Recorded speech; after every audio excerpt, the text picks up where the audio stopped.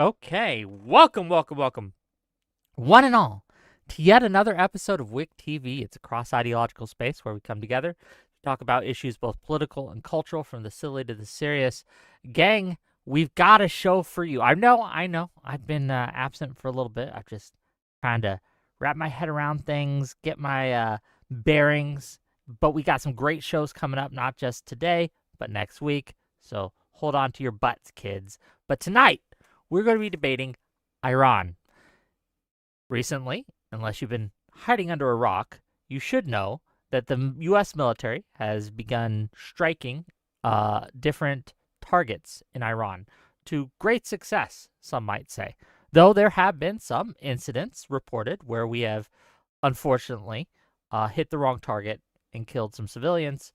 And also 6, as of last count, U.S. personnel have been killed in action, and several of our planes have been shot down due to friendly fire. But either way, we're going to talk about whether or not we should be involved in Iran. Is their nuclear threat real? Is regime change a goal that is good that we should be involved in? We got some great people to talk to you tonight, we got more coming. Hopefully, when they show up, we'll put them in. But we're gonna start with we'll start with Ash, and then we're gonna go to Ryan. Go ahead, Ash, please. I'm Ash, Gelatinous Room, James Tristan on Twitter and YouTube.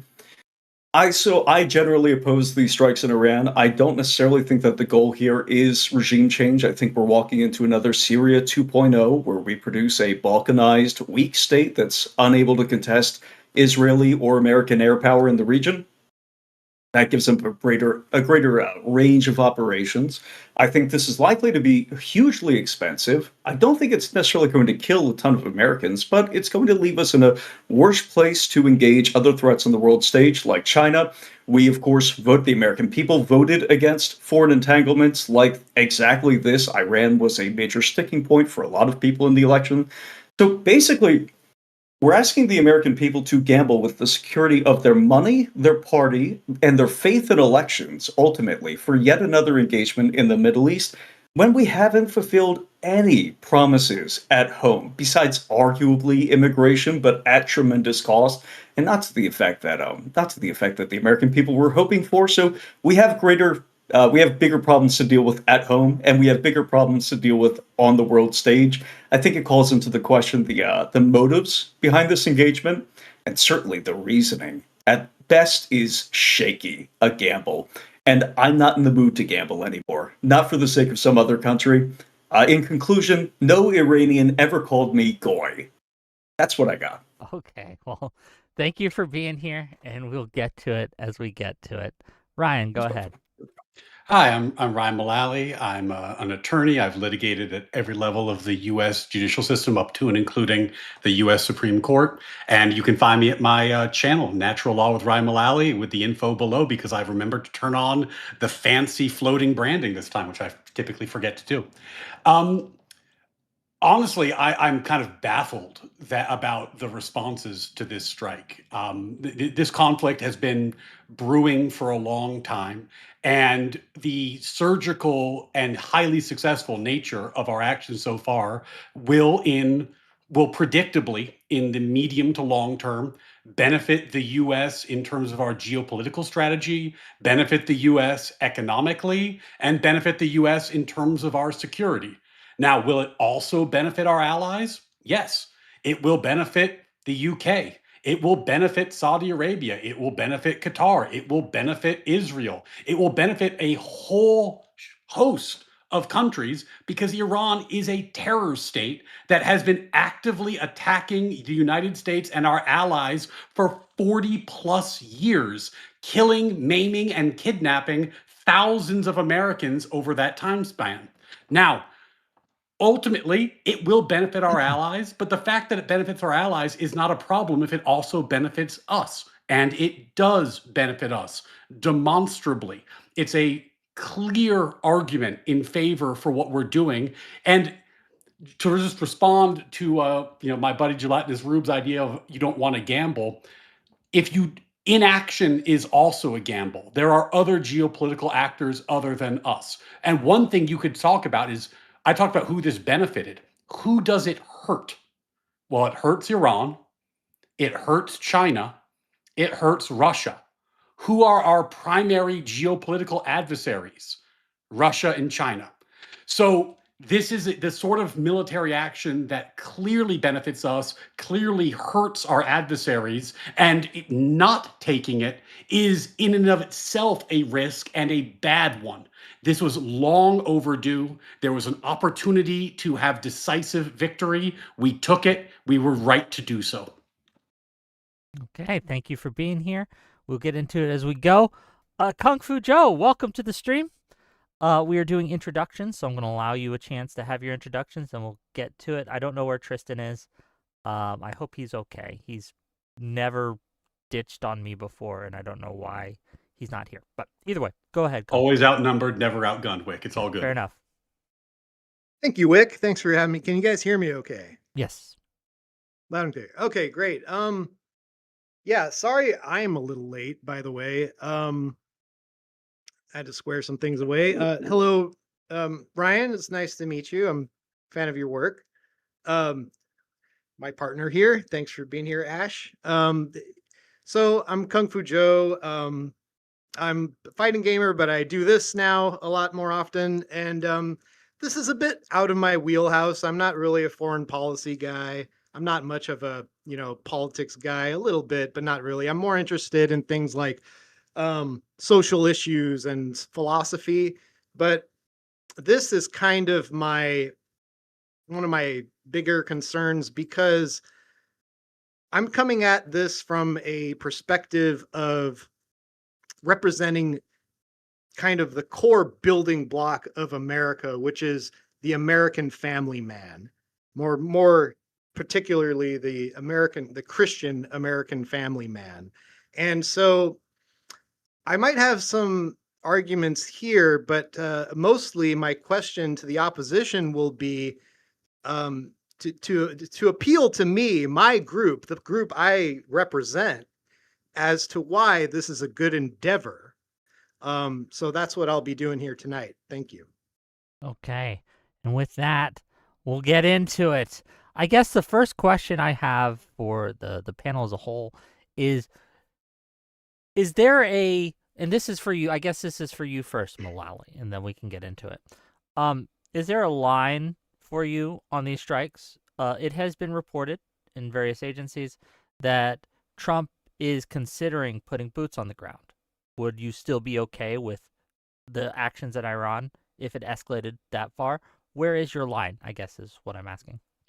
I don't favor boots on the ground. I would prefer that we use what appears to be kind of like what I call the Trump doctrine that we've seen in recent days, where the focus has been on microaggression, which I'm repurposing that term from the lefties. I'm going to steal it, right? So we strike hard, we strike fast, we decapitate the leadership, and then basically we're saying, is there somebody who is more sympathetic to U.S. interests who would like to start negotiating for their country now? And if the answer is no, we kill the next round of leaders, and then we ask the same question, and we repeat until somebody takes leadership who is more willing to take our interests. Boots on the ground would seem to go against that and would likely be counterproductive and probably lead to the kind of forever war that I think everyone wants to avoid.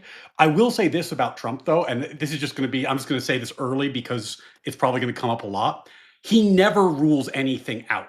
And he never rules anything out because it's a very bad negotiating strategy to rule things out. If he says, my bright line is no troops on the ground, then you've announced to your enemies that all they have to do is force you into a boots in the ground situation and you will capitulate. Like, this is not the kind of information that you want to give to your adversaries in a conflict. So I wouldn't read too much into him refusing to rule things out. It would be very foolish for him to rule things out, to be honest with you. Like, for example, if you asked him, would you rule out nuking Iran? I don't think he would rule that out. I think literally there's nothing he would rule out at this time because that's the way he's approaching these negotiations, and he's right to do so. Okay.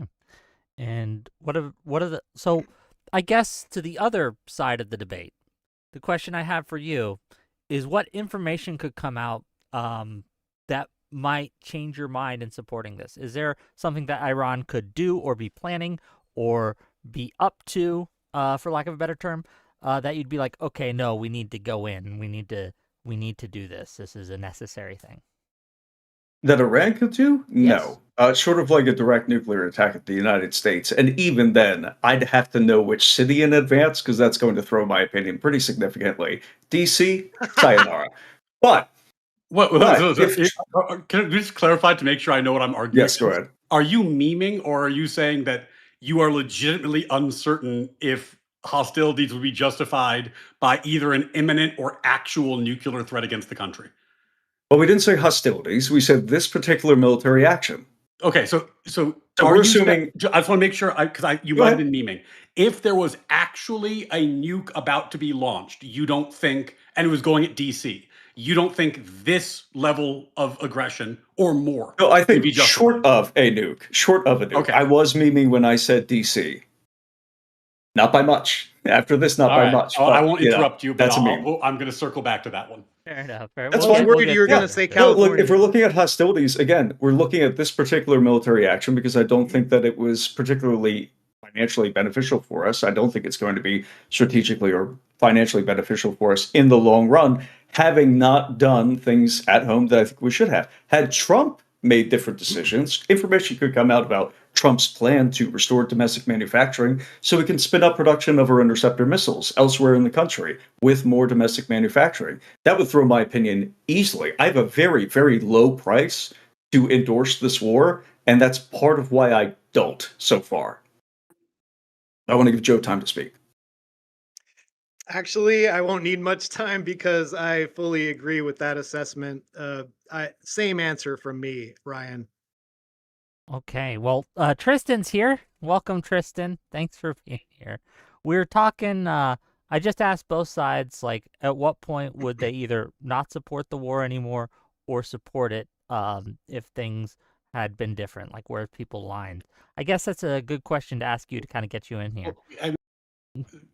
Sorry, just to interrupt, because I think I might be able to end the debate before, and then we can spend the time doing something else. Oh, I heard both opponents agree that if this war led to new domestic production, that they would change sides and agree that this was justified.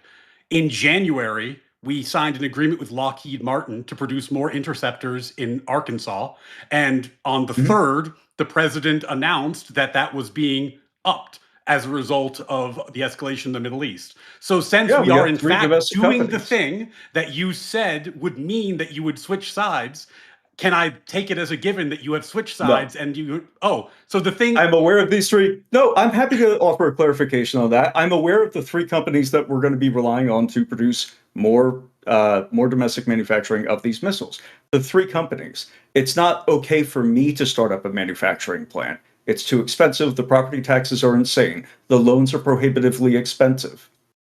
The cost of employing people is prohibitively expensive. Wait, is that so insane that I'm not happy with just three companies in the entire United States? Where you make the interceptors? What the fuck are we talking about? Wait, what is a wartime economy? Is this like so insane that we twisted our domestic manufacturing towards war? Tristan, they're walking back the previous commitment, so I'll let you do your intro. Sorry, buddy. But wait, was the previous commitment that you guys would agree with the war if it boosted our GDP? They literally I said fixed domestic manufacturing. I'm aware. Wait, Ryan, please engage us in good faith. Do you think I was unaware of the existence of Lockheed Martin, Boeing, and Raytheon previously? Walk down the line of questioning. You said. I'm aware of what I said. I'm just going to walk you down this line of questioning. Domestic manufacturing of interceptors, that would move you across the line to this being a good idea. So then I pointed out that we entered such an agreement in January and that the president has committed to doing exactly the thing that you wanted. And you have now taken the position that that doesn't matter, which I think is pretty funny. So I was attempting to point out that whether or not you were aware of this, whether or not you misspoke, by the criteria that you proposed, you should switch sides of the debate 2 minutes in, which is, a pretty bad sign for your side so far. But I mean, if you want to walk it back. Yeah, I'll walk it back easily. I'm going to ask you the same question that I asked you a moment ago. Did you think I was unaware of the existence of Raytheon, Boeing, or I have no idea what you're aware of or unaware of. All right, hold on. Let's not go in circles. Let's not go in circles. Can you clarify? It's not circles. I have a very specific, 3-question line question that I just want to walk down. I'm not saying you're going in circles. Go ahead. The both of you are. So, you guys are just making the same points, and you're trying to walk something back, and I'm trying to understand what you're walking back here. I mean, ask the question again, Wick, so that Tristan can know. Here, let's just kind of reset a little bit now that we're all here. Now everyone's. If I'm talking about domestic manufacturing, I mean the ability of people to spin up factories, not just 3 companies in the entire United States. Yeah, so as I understand the point if that's a different position, then I walk it back. As I understand the point that Ash was making, he's referring to manufacturing as a whole, and if this war would lead to a threshold, and he hasn't specified what the threshold is, of enough growth in manufacturing, then, and not just for 3 companies, but for the nation as a whole, then he'd support it. But he's been very vague about that, what it is.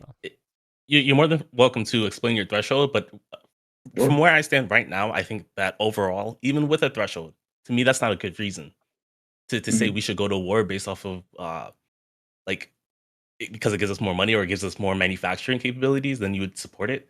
That sounds like a weird reason to support a war. Why? Why is it weird for me to want some kind of personal benefit, especially if I vote against the war to begin with? I don't To mind have personal a benefit, so price let's not past reduce which, it to just being a personal benefit. I just think that this specific benefit is just okay. Let's go to war with countries if it increases our manufacturing. Like, would you be okay with that if it were Greenland? Would you be okay with going to Greenland if it increased our manufacturing? yeah, Tristan, can I clarify Okay, something before, just because you didn't do an sure. Go ahead. opening? Which Yeah, yeah, yeah. side are you arguing for? I'm I'm actually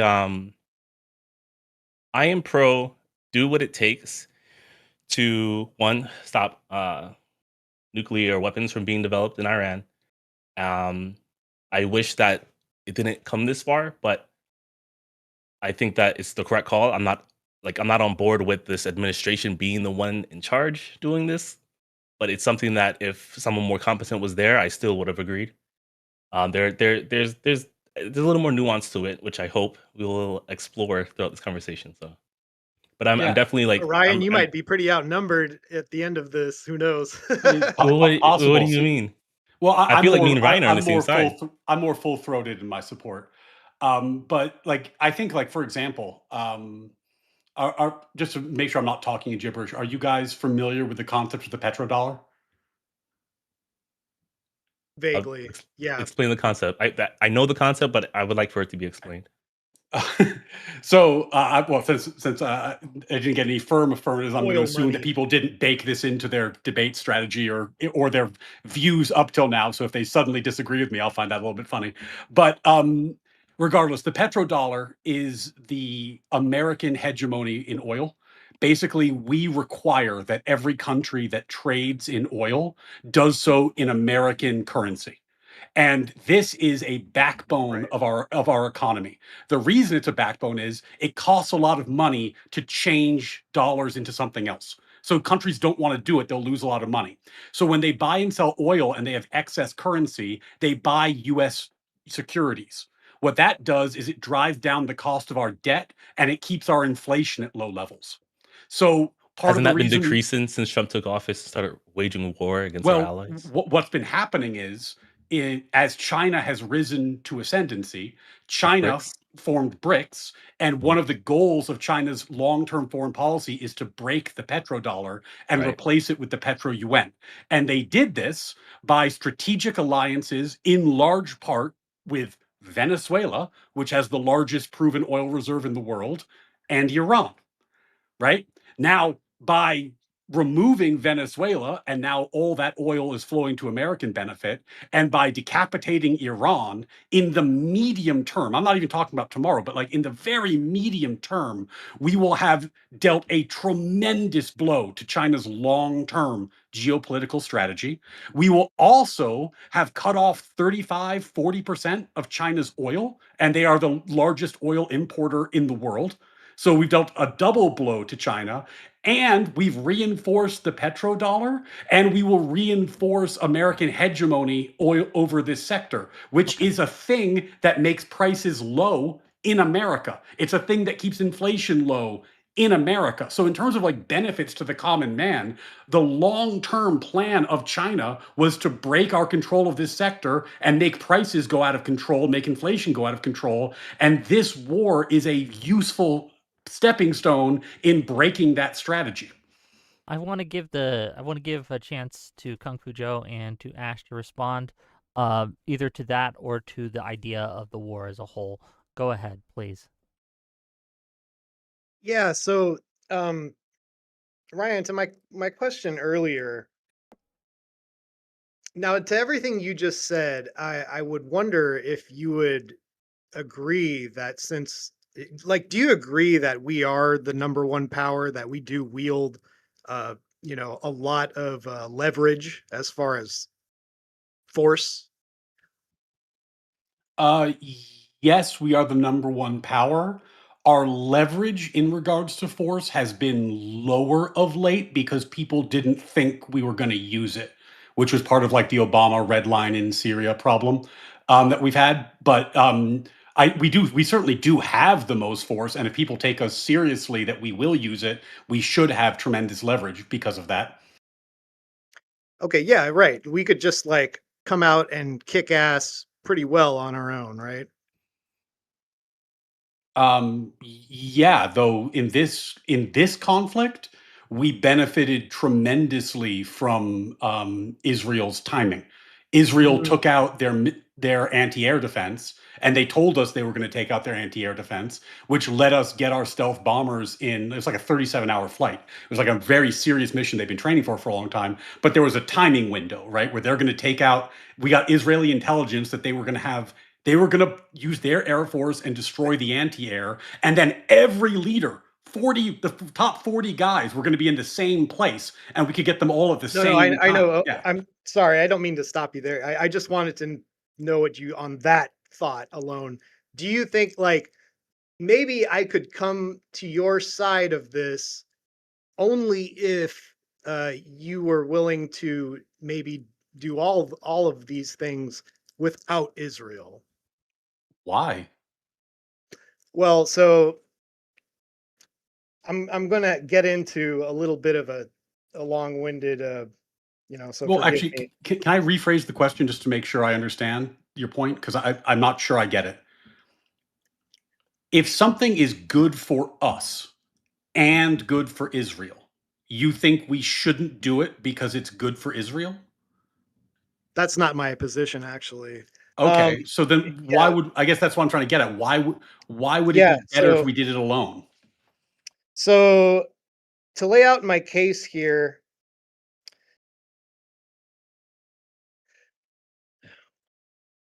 there's going to be like Israel has a goal. They have their own goals for their country, right? And they have a specific claim to the land. I think you know what I'm talking about. They have like this 3,000-year-old claim that this land belongs to them. And you could say, hey, we'll topple Iran and ride off into the sunset, happy day. But I just don't have any trust in Israel ending it there. I believe that they always want more. If you believe the things that they say, and the way that they pursue their goals, it lends me to believe that they're only going to drag us into more wars, not less, and it's going to cost us more lives, more treasure, not really benefits, because they did it this time. They fired off the first shot and we kind of got dragged. And for that to be like dismissed as a one-off, I'm sorry, but I just don't trust So them. just to I be just don't clear, trust them as just a so I one-off. understand what you're saying, KungFuJoe, you're saying that Israel fired the first shot in this war and dragged us, America, into the war. That's your claim? I feel Okay. like I based on what I've seen, and me and Ash talked yesterday. That seems to be the sequence of events that unfolded. Okay, clarifying question. If Israel did not drag us into this war, would you agree with it? Still no. Still no. Okay. And this Do kind you of appears to be a bit of a The, dead end of the because topic. no, because the history is relevant. Unfortunately, the history goes back a long ways, and it is our history. So, as part of my argument, I'll bring it up here. So I believe that the weakest argument from our opposition is that the attacks on American troops and the allies in the region is the main reason we got to fight Iran. The problem is if Can you I look just at the can I just history, clarify real quick? Is that your main yeah, argument, either for Tristan or for Ryan? my No, main argument is Iran's a bad country. That's part of the evidence for Iran being a bad country. But the evidence of Iran being a bad country is like basically everything that's happened since 1979. So you could pick your poison. There's a million things you could say about Iran being a country that's opposed to the U.S. and has maimed, killed, and kidnapped thousands of our citizens. So, you could rule in or rule out any of those examples. There'd still be So plenty left. here's the thing. I think that's something that needs Here's to the be said as a foundation. Is I think everybody on this panel would hopefully agree that Iran is a bad actor. I do.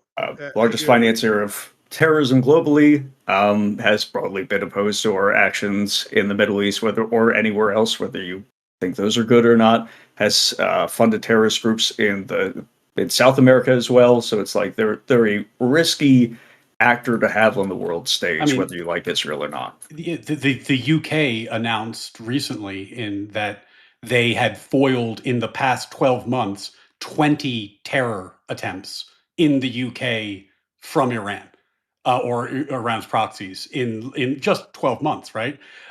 Which, of course, I know that some of my opponents here are not big fans of Israel, but one of the main benefits that our strategic alliance gives us with Israel is that Israel has by far the best intelligence operation in the Middle East. And if you are interested in foiling the terrorism funded by Iran, access to that information is very valuable. I would suspect that's how the UK was able to foil 20 such plots.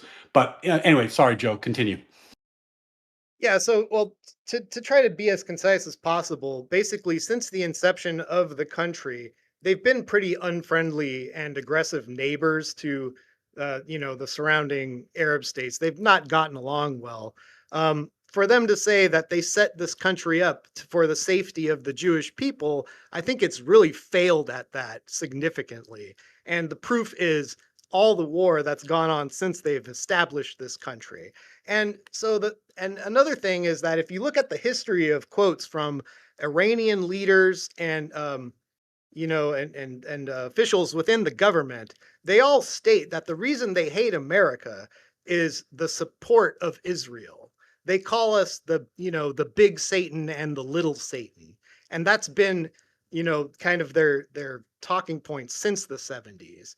So for every time that they've launched a terror attack against us, every time they've plotted to kill our president and things like that, all of that could have been avoided if we just weren't so, attached at the hip with Israel and their aggressive expansion in the region. They have very ambitious plans, and good for them, right? We did too when we came to this country. The difference is we did it ourselves with allies who actually got something out of it. They're doing it. They know what they want to get, and they know they can't get it on their own. They need us to help. So I just want to clarify, this is not my position necessarily. I think Israel's been relatively successful in defending the Jewish people, just at tremendous cost to American lives and in particular American money, American manufacturing, the opportunities that we've had on the global stage, the allies that we have lost or diminished in the process of supporting Israel. Hold on, can you clarify for here? peace, I think, have been diminished. How does being allies with Israel diminish our manufacturing capabilities? Do you think I'm going to make an argument that like it's inherently connected? Like if we're allied with Israel for this many years, that like our factories just disappear? Am I going to like no? I'm not just asking over individual policies. My so I'm question speaking generally. I need you guys to not take like the dumbest possible interpretation of what I'm saying. Asking for clarification. I asked you for interpretation. So just give clarification. I just want to clarify, but I don't want that to happen again because I want to maintain like this. I really want this to be like polite. Yeah. Okay. Get to it, Ash. Yeah, so I think we're depleting our ammunition reserves, and we're broadly speaking diminishing manufacturing at the same time. Then that puts negative pressure on American manufacturing inherently, because we have the same people who make your toasters are the same people who make your miniguns, who make your missiles, and so on and so forth. American manufacturing is kind of built from the ground up. People who are able to engage with textile mills can be used for regular clothes, but they could also be used for canvases, tarps, whatever have you, that are used for the sake of the military. That's how our wartime economy worked back in World War II, is we had tremendous domestic manufacturing capacity that we were able to upscale. So if we're depleting our resources, if we're depleting our reserves in service of another country, while we're diminishing our own manufacturing capacity, I think that puts unnecessary strain on it. It kind of removes them further and further from the civilian market, and that means that we're less able to engage with it. Sorry about that. I don't know if you heard my cat there. It's okay. It's fine. So I guess I'm You get where I'm puzzled- going? Go ahead. I'm I wanna puzzled spin by out this here. argument, and puzzled even more by the Israel argument. And I guess the reason is I laid out earlier that in even the medium term, this is going to be very good for us economically because of what it does to the energy sector and oil. No one disagreed with that point. I laid out that it'd be very good for us geopolitically because it's bad for our enemies and strengthens our allies. No one disagreed with that. Everybody has agreed that Iran is a dangerous terror state. There is no dispute that they were working on nuclear weapons. I would agree it's not imminent, but they were developing it. So in terms of our security, now you can say if I had a time machine and we didn't do Israel, then maybe they wouldn't be so mad at us. But we don't have a time machine. They are mad at us. We are the great Satan. They chant death to America. They kidnap our people and kill our soldiers. So our security is enhanced by preventing them from getting nukes and getting rid of this horrible murderous regime. And I haven't even talked about the benefit to the Iranian people yet, because that's good for them. They just murdered 30,000 of their own citizens this year. So that's a lot of very tangible benefits to the United States. And what I'm hearing on the other hand is, well, what if our manufacturing doesn't keep up? And I don't like that Israel might get something out of it. Actually, And I didn't actually put a bow on my argument yet, but because after what you just said, I mean, who's to say we couldn't tell all the other countries in the region, including Iran, that look, we know that you're very upset at us for all these years of supporting Israel and their aggression on you. We're gonna slowly cut ties now and go home. And here's the deal. We're not going to attack you guys, or we're not going to back you up if you want to attack Israel. Have at it. But if you attack our bases, if you don't play ball with us, we'll be back. You know, why don't we just go down that road? Why isn't because that that road would be mutually beneficial? tremendously beneficial to Russia and China, who are our main adversaries, because Iran is their proxy.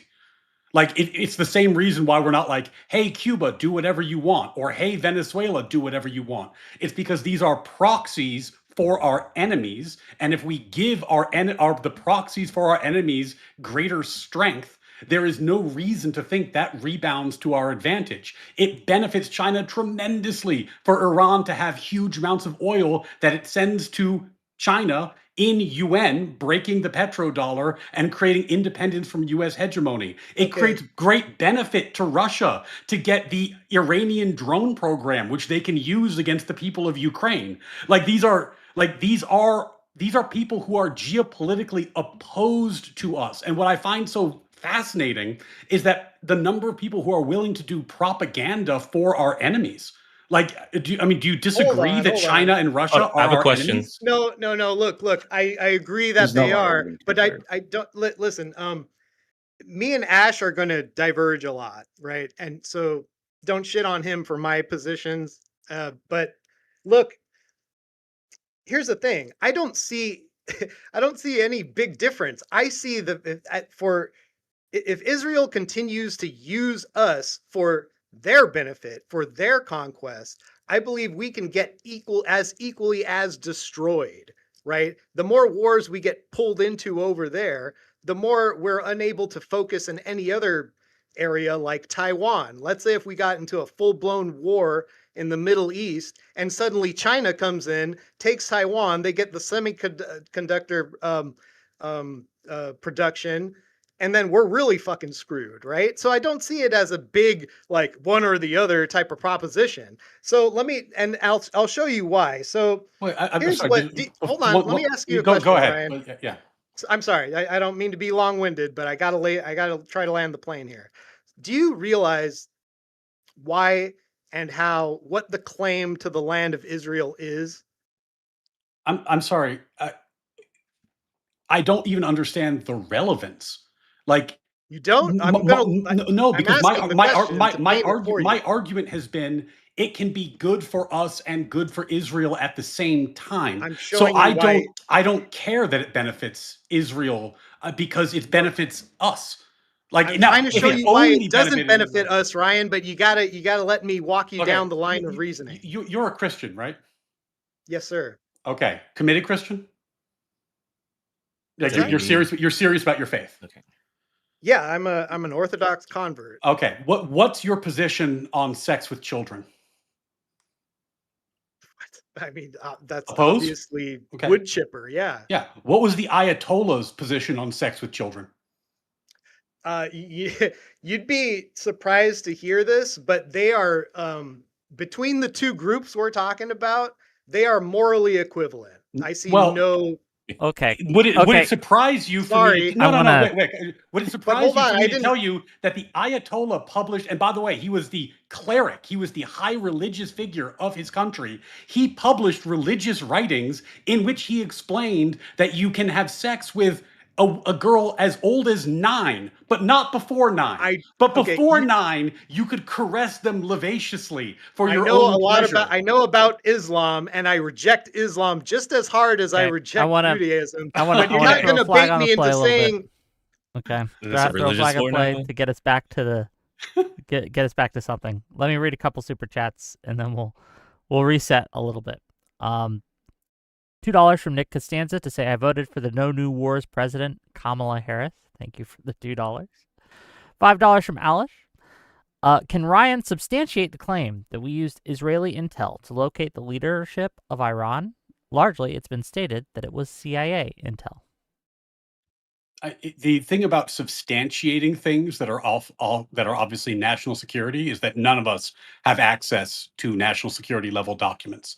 It has been reported that Israel provided us this information, and it's been widely reported that Israel used their air force to destroy the anti-air capacity of Iran, facilitating our strikes.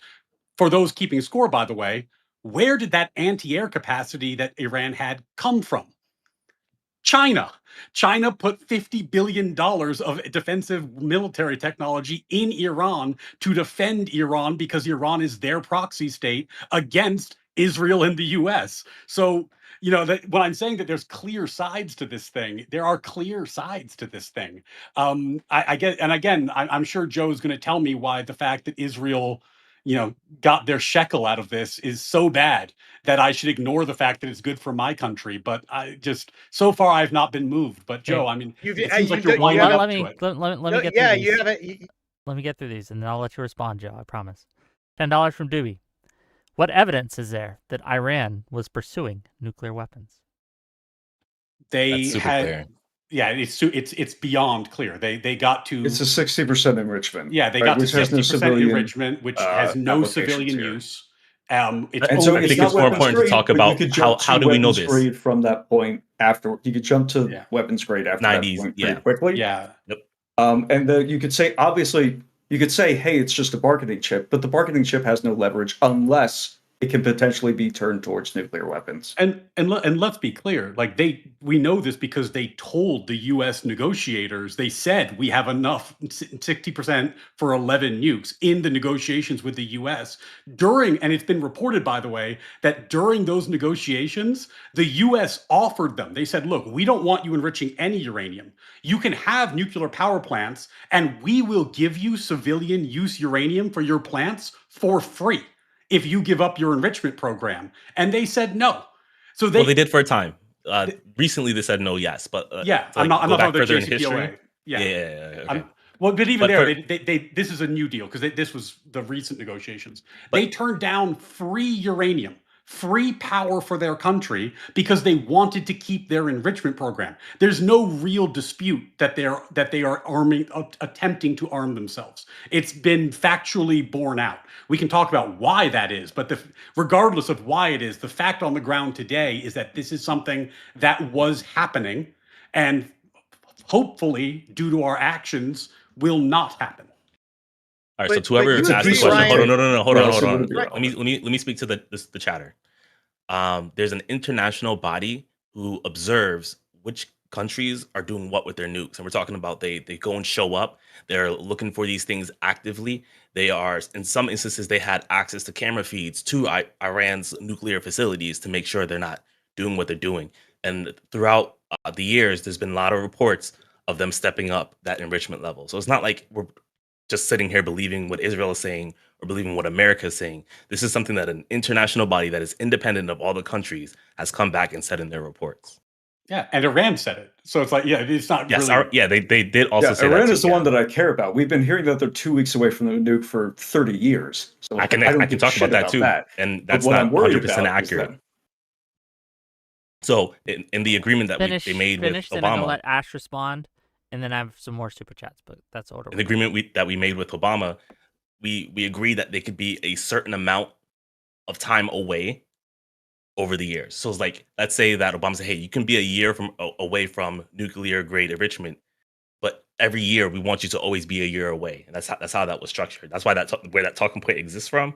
But like, there's a lot more to it. It's not like they from the Obama years. I said 30. I think that Obama has been president much more recent than that. You said 30, but that's not, if we were to do a search on that right now, we wouldn't find that. We wouldn't find, yeah. Even I just read it again. I take it from Iran because I think that's the most valuable source here. That's fair. Okay, then we can leave it there. But also, I mean, we've been playing whack-a-mole with their nuclear program, right? Like remember when we used cyber warfare and blew up all their centrifuges? Yep. That set them back. In 2025 in the summer, we blew up a huge amount of their refining capacity. And by the way, the fact that supposedly all of it. Well. The thing, correct. Let's circle back to that. Hold on, you just got to admit that, right? That was the public report. Admit that. I mean, I don't know if that was accurate when said or not. It has been reported since then that there is another facility that's been discovered in what's called Pickaxe Mountain, which is deeper. Now, one question you might ask yourself is why would Iran, if they're using this for civilian uses, why would they put their enrichment facilities deep in bunkers under mountains? Blown up. Because we always bomb them. Because they keep getting blown up. Because it's not for civilian let uses. Let me get some. No, they don't care. They keep bombing them. Okay, $5. They were under the JCPOA. Okay, $5 from Alishness. Taking the position that Muslim bad doesn't justify any sort of military action unless you're also going to make the same argument for Qatar. $10 from Doobie to say our own ODNI has reported for over a decade that Iran has not had a nuclear weapons program since 2003. They agreed to give up the 60% stockpile last year. You're parroting demonstrable lies. And then $10 more from Doobie to say enriched to 60% to bargain it away in exchange for us joining the JCPOA again, which they were complying with before Trump stupidly pulled out. They've had a religious fatwa against nukes for decades.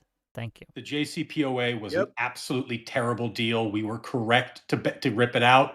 The reason that it was a terrible deal is that people are overly fixated on the nuke issue, which is a big issue, and I get why they're fixated on it.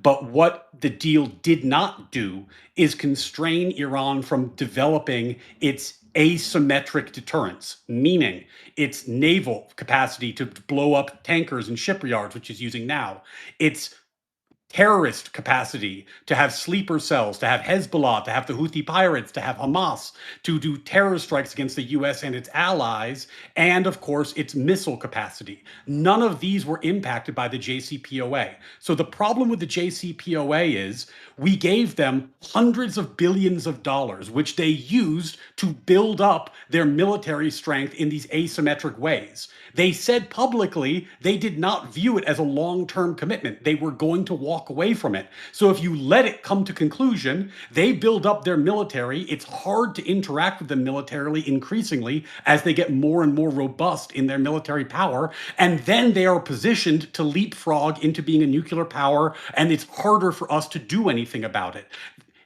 The best possible evidence for this is that in the recent round of negotiations, the things the US wanted were to address these flaws in the JCPOA. For example, the US asked, you need to commit to not funding terrorist organizations anymore. And that was a non-negotiable for Iran. They're like, no. We couldn't possibly negotiate if you're going to say we can't fund Hezbollah. So I mean, like the problem with the JCPOA is that it's myopic. It needed to be undone because it committed us to paying them to developing the military capacity that would then be used to prevent us from stopping them from acquiring and using a nuke once the JCPOA expired. It was a guarantee of an Iranian nuclear power in the medium term. Trump was correct to get rid of it, and we are correct to take corrective measures militarily now. I don't agree with everything. I think the JCPOA has its flaws. I think it succeeded in delaying the nuclear weapons that Iran has. And I want to be very specific. We can't say that Trump terminated it. I don't want to say that. Trump let it slide. Like, he let it expire. Like, he could have everything you just said about wanting Iran to stop terrorism, this, that, and the third. Why weren't they trying to do that before the agreement lapsed? Why did they wait so long? Why did they wait on Israel to get involved before they got involved with trying to contain Iran? No, the issue is that as part of the deal, it wasn't just Iran didn't do its nuclear program. Part of the deal was that we lifted $100 billion of sanctions. Yeah, but which then that's not us so paying them. that- I mean, that's just lifting sanctions. It absolutely Also- is us paying them. Like that the money goes into their military program. Their military spending spiked after the sanctions were lifted because they weren't building nukes. They were building the Swift boats that they're using to control the oil production, is it a bay or a harbor? I can't remember the name of it. The bay Sure. now. And to me, you don't have to go into the details. To me, that's still a success, right? It's an unfortunate success that they were able to build up their military this way. But I would rather say, hey, I'd rather you build other parts of your military than build up your nuclear capabilities.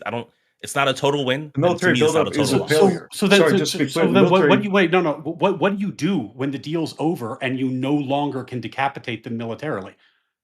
Like, what do you do when they've built up and you no longer can use your military to take out their sites because they built up their military? I'm sorry to answer a question with a question, but I think my question is more like, what do you do if they have a nuke?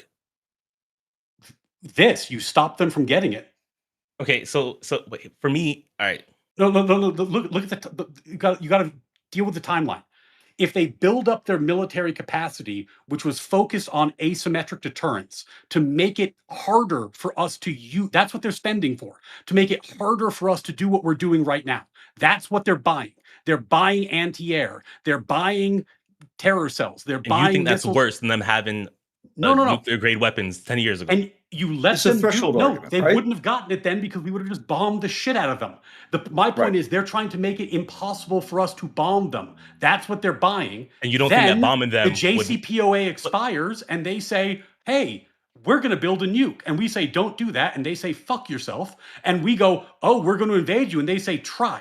Because we spent all this time and all the money you let flow into our country building up the capacity to resist you. That's the problem.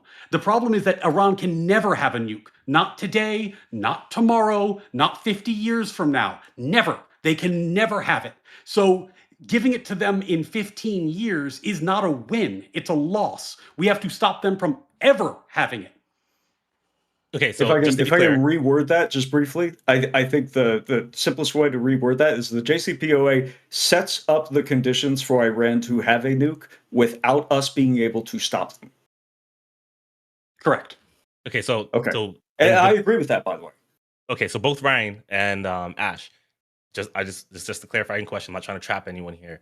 You guys believe that without the JCPOA, that their nuclear program would have been further behind because we would have been consistently bombing them, which we couldn't do under the agreement.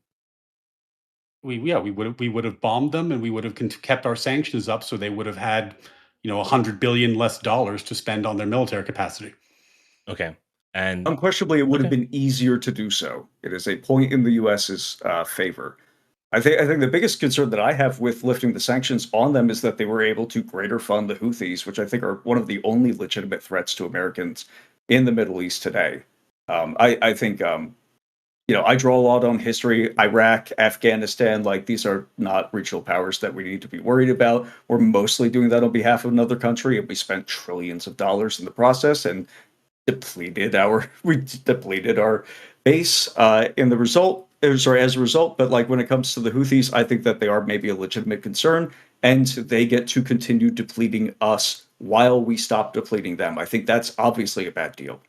So Ash, if you told me that you agreed with attacking them to prevent their nuclear capabilities, is that even a stance that you have or had before we went and killed out the whole government? Can you say one more time? Would you have supported us attacking Iran if it meant to stall or stop their nuclear capabilities? My argument is that I need to be bought. The American voter needs to be bought. Okay. I American voter understand needs that a little is something, an something. argument that you have, and I'm asking if this is an additional argument that you will have, or would support or not support. I'm saying it's conditional on what I just mentioned, which is the American Okay. voter being bought.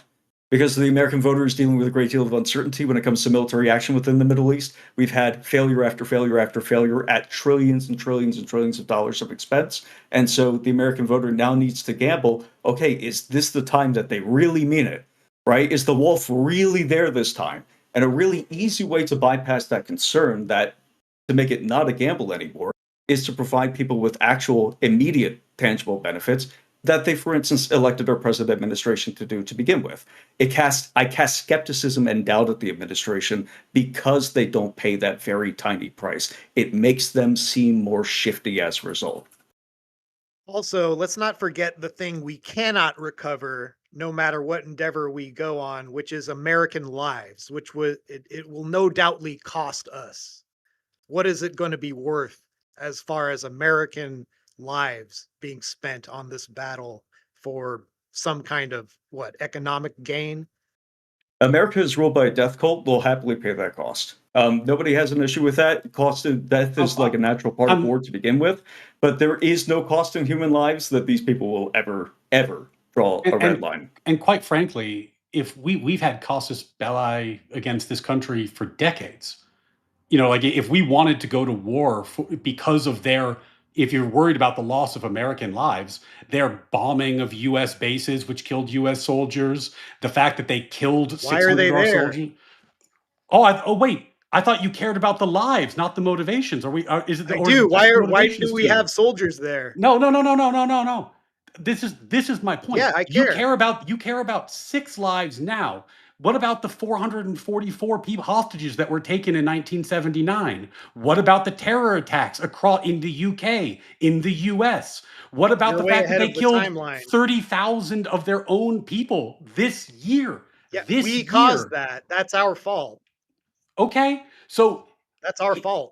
You realize now that you're making the lefty argument. You remember when we all got so pissed off at the fucking lefties who were like, you got to balance out history. That's an ad hominem. That's an ad hominem. There's no way. I am an American. I am an America first paleo-conservative, sir. Okay. Thank you very much. So then why the point I'm making is they are a present danger to our lives, our way of life, and our economy, and a boon to our adversaries today. And your point is we should do nothing about that because I don't like Israel. You haven't heard my point. No, that's not my case. I have. Okay, so I'm gonna go. Yeah, I'm gonna go down my line of questioning. I hope you don't run away like the last time I asked you. Do you know what the claim, Ryan? What is the Israelis' claim to their land? The Bible, which I think you're fond of.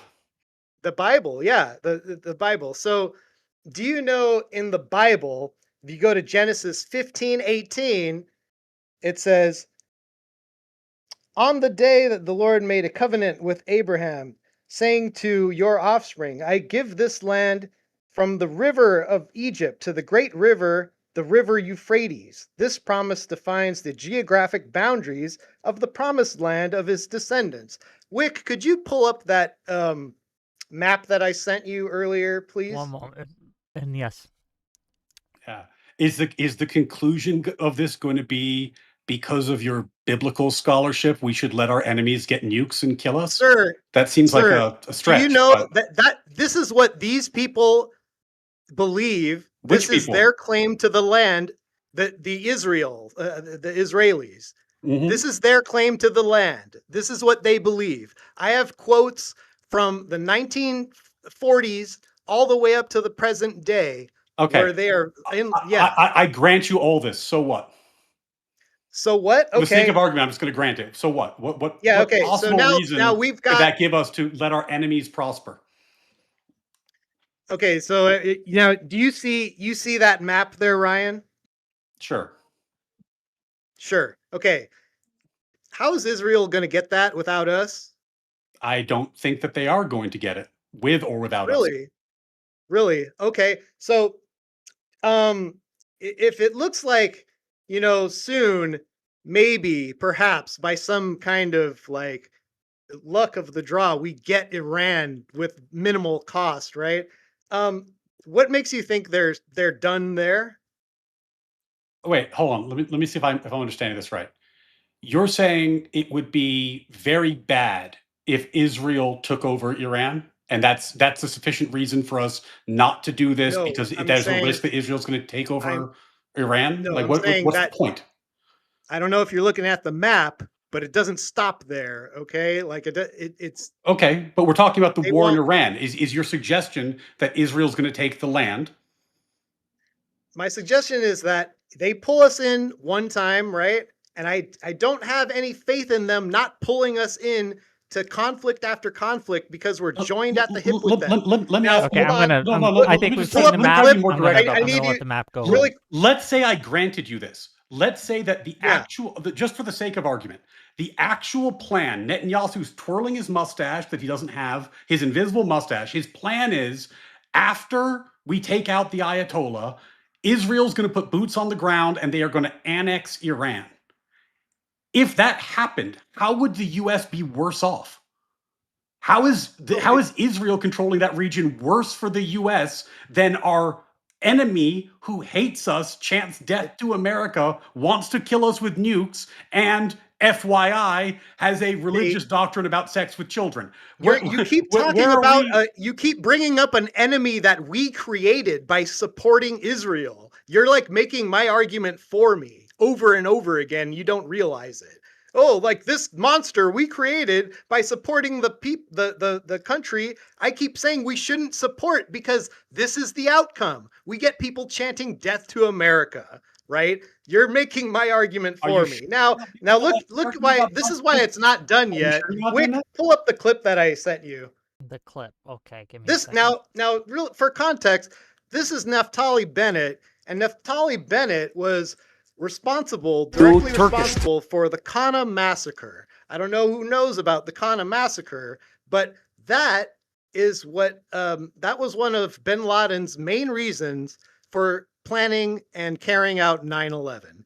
But here's Naftali Bennett again after maybe Iran might fall, but it's never going to be done there. There you go. Okay, here we go. If you guys are ready for the clip. Threat is emerging. I want to be very clear. Turkey and Qatar have gained influence in Syria, are seeking influence elsewhere and everywhere throughout the region. And from here, I warn, Turkey is the new Iran.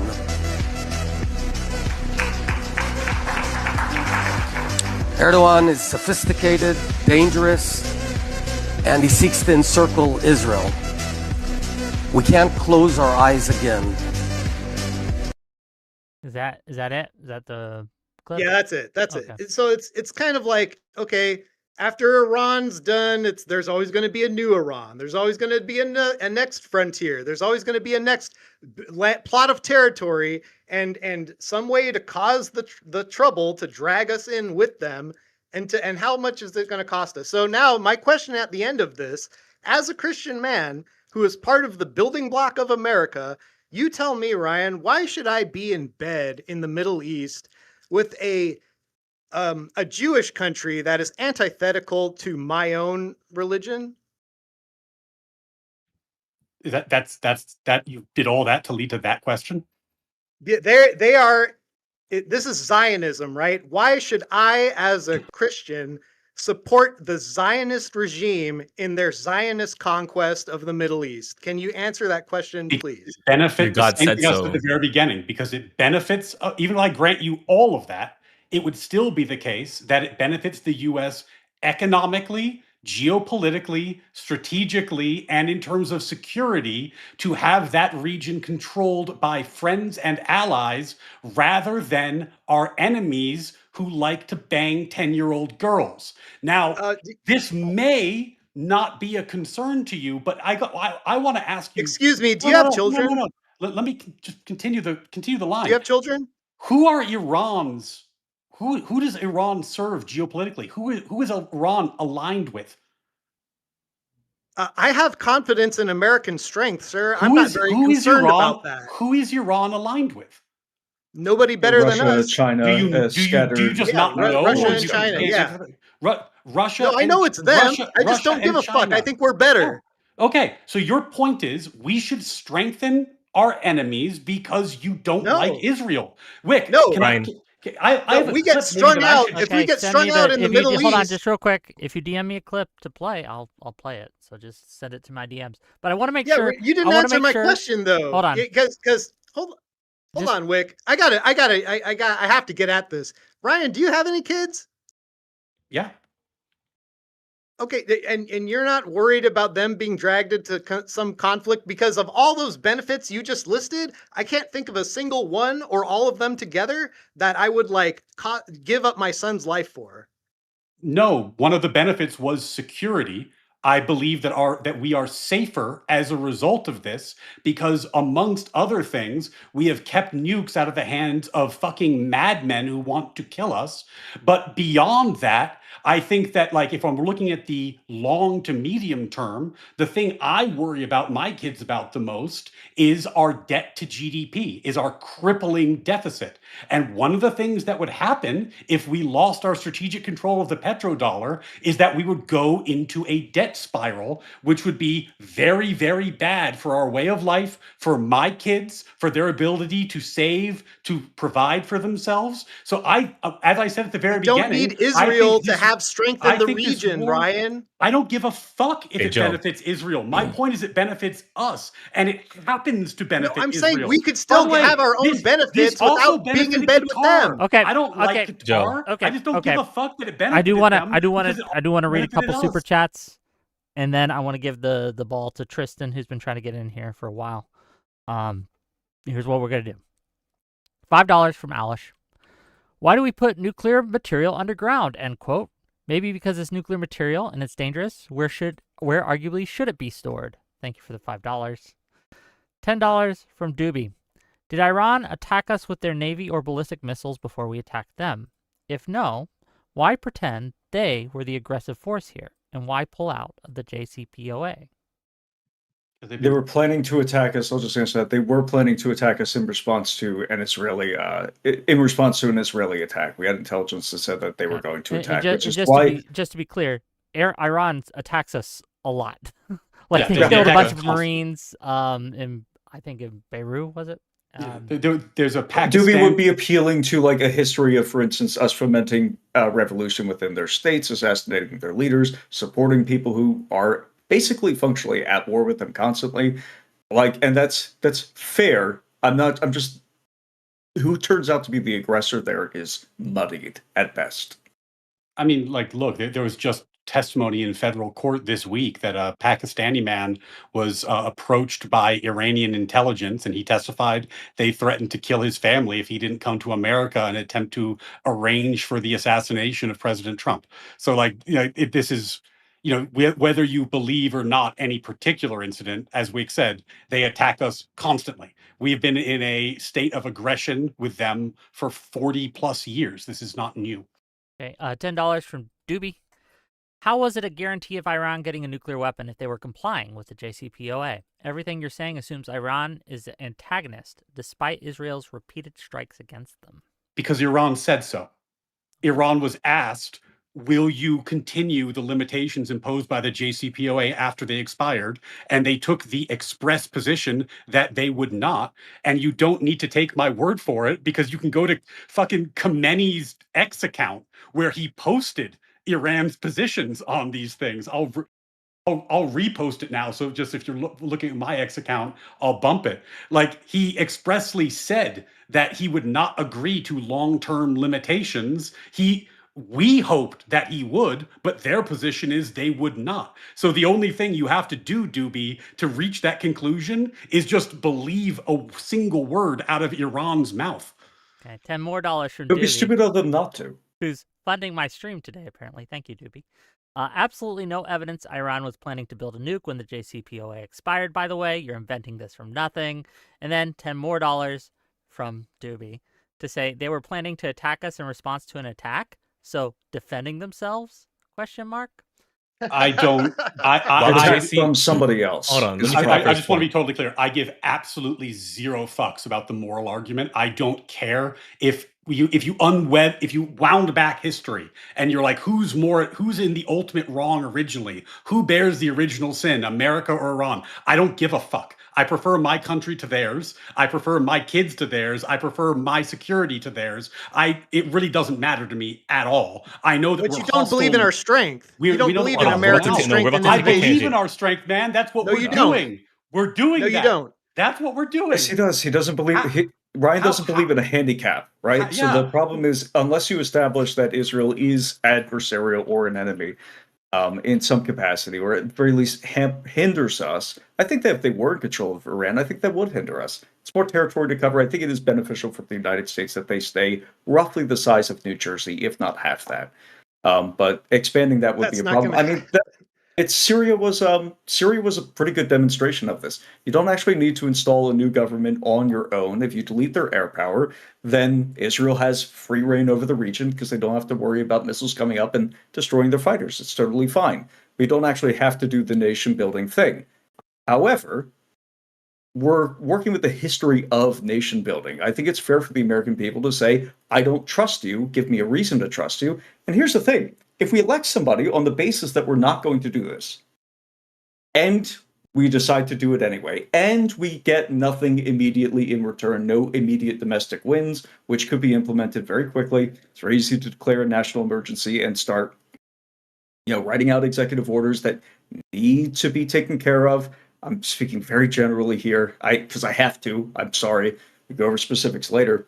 I think the American people are right to be suspicious. And the main problem that I have is that apparently this has no impact on their decision-making process.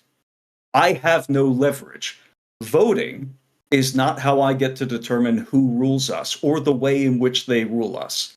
I can't elect people to rule us in a specific fashion because I can't rely on them to fulfill their promises. All I ever get is George Bush again, president after president.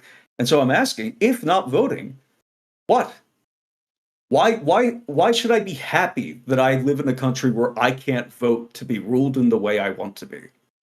I guess what I'm curious about there, and because I understand the frustration of people who didn't want new wars, but didn't Trump get some measure of credibility with Venezuela?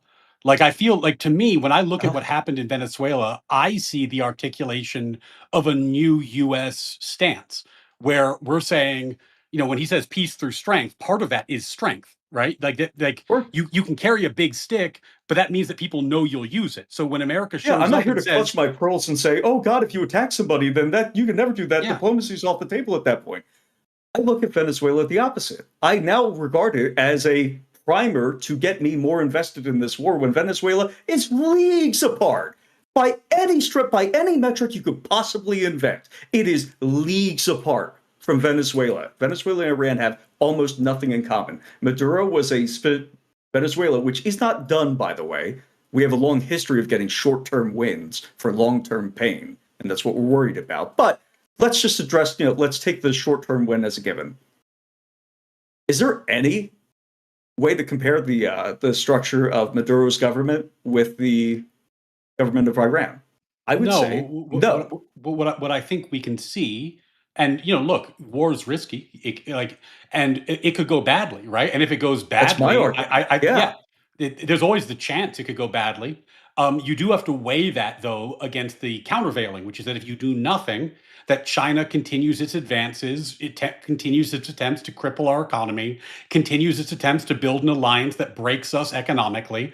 So what I see from President Trump is a new doctrine where he picks countries where They have strategic benefit to the U.S. if we intervene militarily. They have a leader whose people hate them. So if we decapitate their government and we don't nation build, there's some probability, not a guarantee, but some probability that people more sympathetic to us will eventually take command on their own because the people fucking hate their government because their government is illegitimate and evil, and that are part of a broader axis against American interests. We have a new kind of blitzkrieg style weekend type war where we have enormous, overwhelming military success, the type of which has no historic precedent, that you can just decapitate a country in a day. We have flexed a military might unheard of in the history of this world. This is a brand new thing, and I am optimistic. Now, do I know for sure? No, I don't have a future ball, but I am optimistic that it will allow us to avoid nation building, which I would agree with you. We have proven we are not very good at. We're very good at this part. We're not good at that part. But it seems like this is the new Trump doctrine. We're still out on this part. We have not decapitated the Iranian government, to be clear. They were still able to carry out military actions in the immediate aftermath because they had disseminated orders on what to do. They had already set up their own dead man switch. It's a decentralized government for this purpose. Each time we carry out this kind of strike, our enemies, whoever they happen to be today or tomorrow or 2 years from now or 10, get to learn from that strategy. And that doesn't mean that it's not, worth carrying out necessarily. But Iran, in this regard, was well prepared. How much more successful could we have possibly been? I think there are 100 names down on the succession chart for leadership. I think putting his son in there's power something was a like bad 2,000 move. of them that could be as part of the government. Because it's a decentralized government.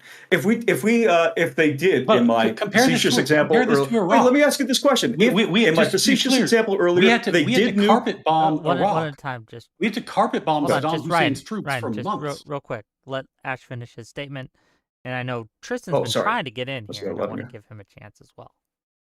It's just briefly, if they did, in my facetious example, nuke DC, would that mean that they had completely decapitated our government? No, we would still have a United States. And that's where Iran has been moving for the past at least 10 years, if not the past 40. If not from the beginning, at the very least within the past 10 years. If they opened war and nuked our capital in the first day, I would say that they were doing overwhelmingly well. We've somehow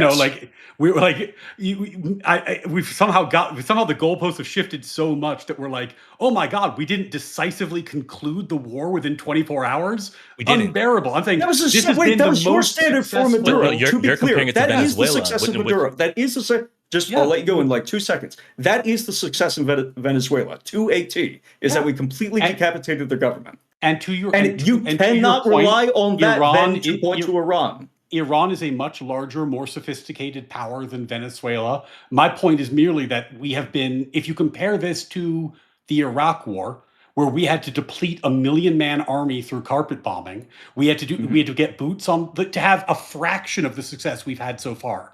We had to do massive carpet bombing, boots on the ground operations for months at the cost of many, many, many multiples of this number of American lives. So our success rate is astronomical here. And yes, KungFuJoe, I regret to inform you, part of the reason of our astronomical success is the fact that we have competent allies in the region who are helping us.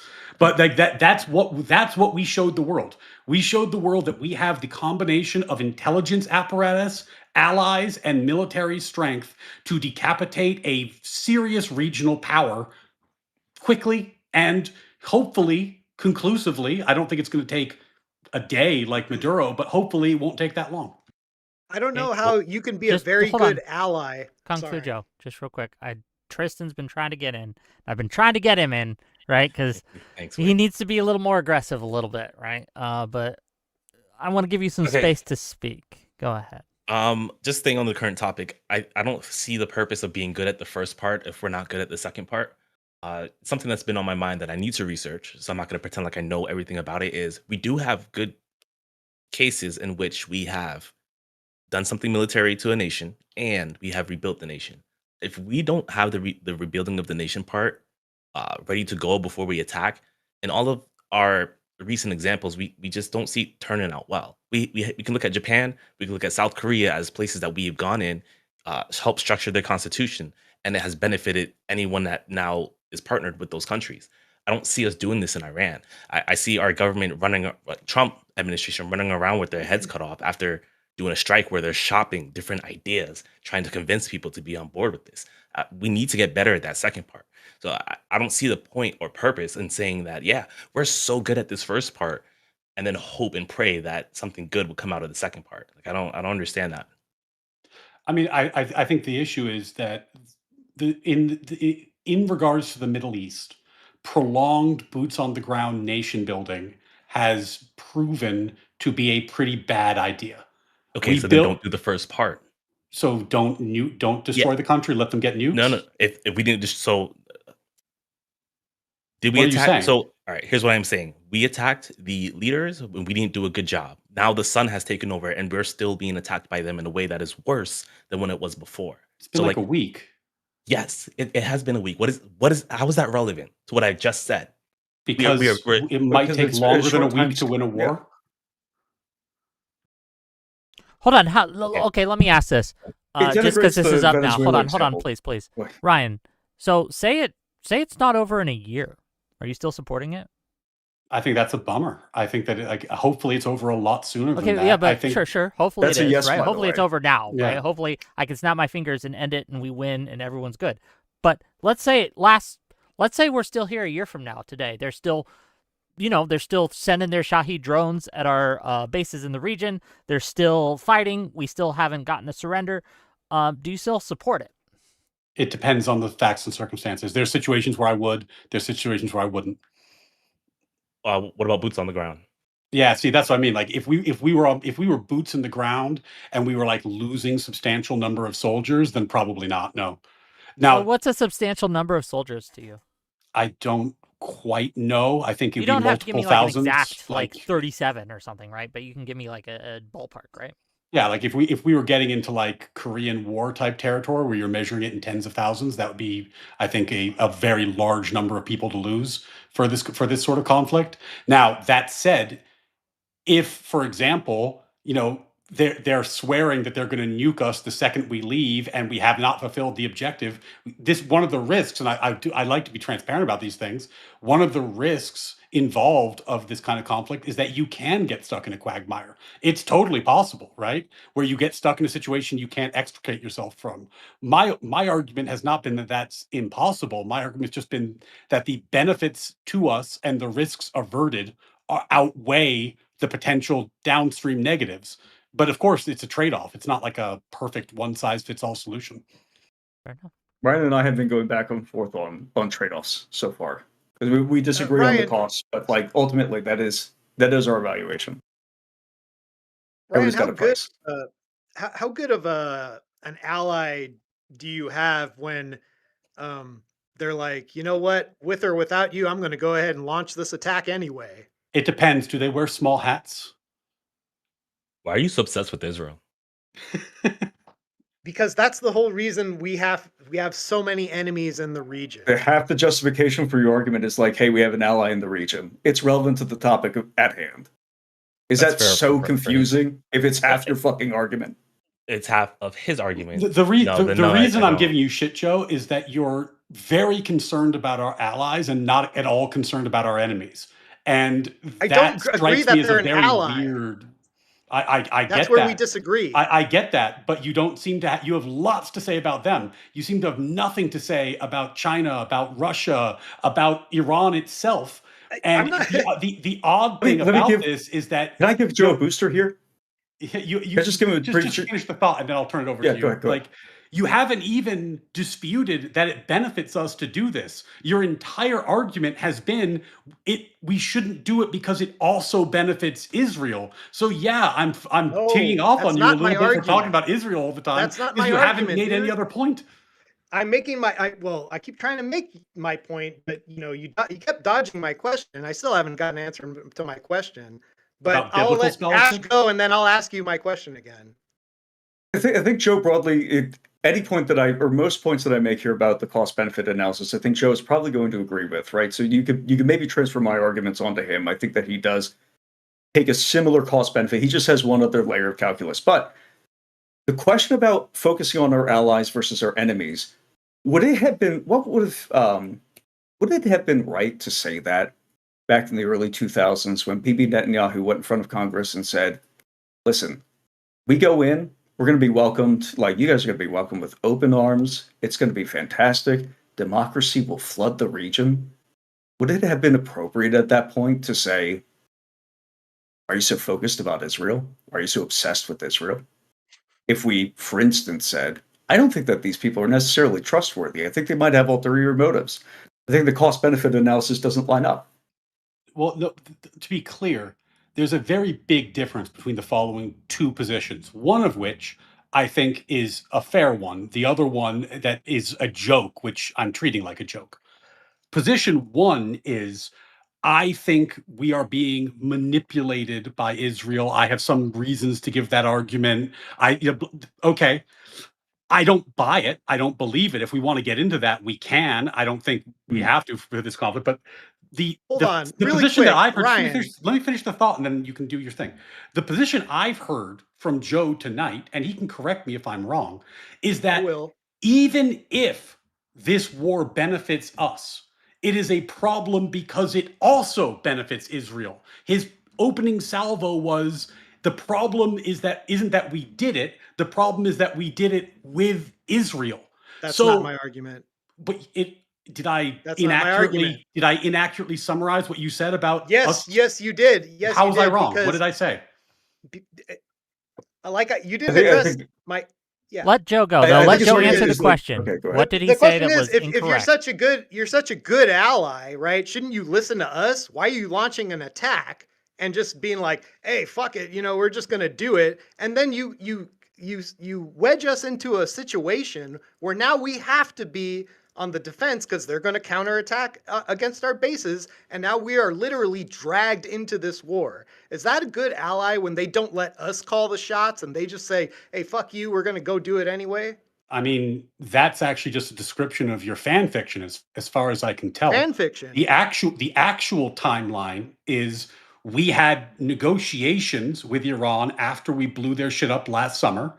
During the negotiations, they told us they were approaching weapons grade enrichment for 11 nukes. They declined to have new diplomacy with us in which we could end their nuclear program and end their terrorist attacks and terrorist proxies.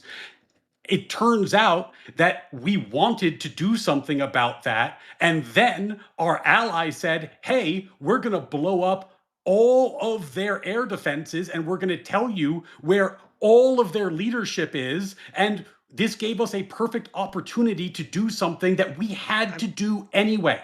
We had to do it anyway. You lost my trust already. You already lost my trust. I don't want your trust. No, Israel already lost my trust at that point. Now, you didn't answer my original question, which was they have a Zionist agenda of claiming more and more land. Why should I, as a Christian family man, of which, this nation is still majority Christian, you got to tell me, Ryan, make me the case. Why should I? Here, look.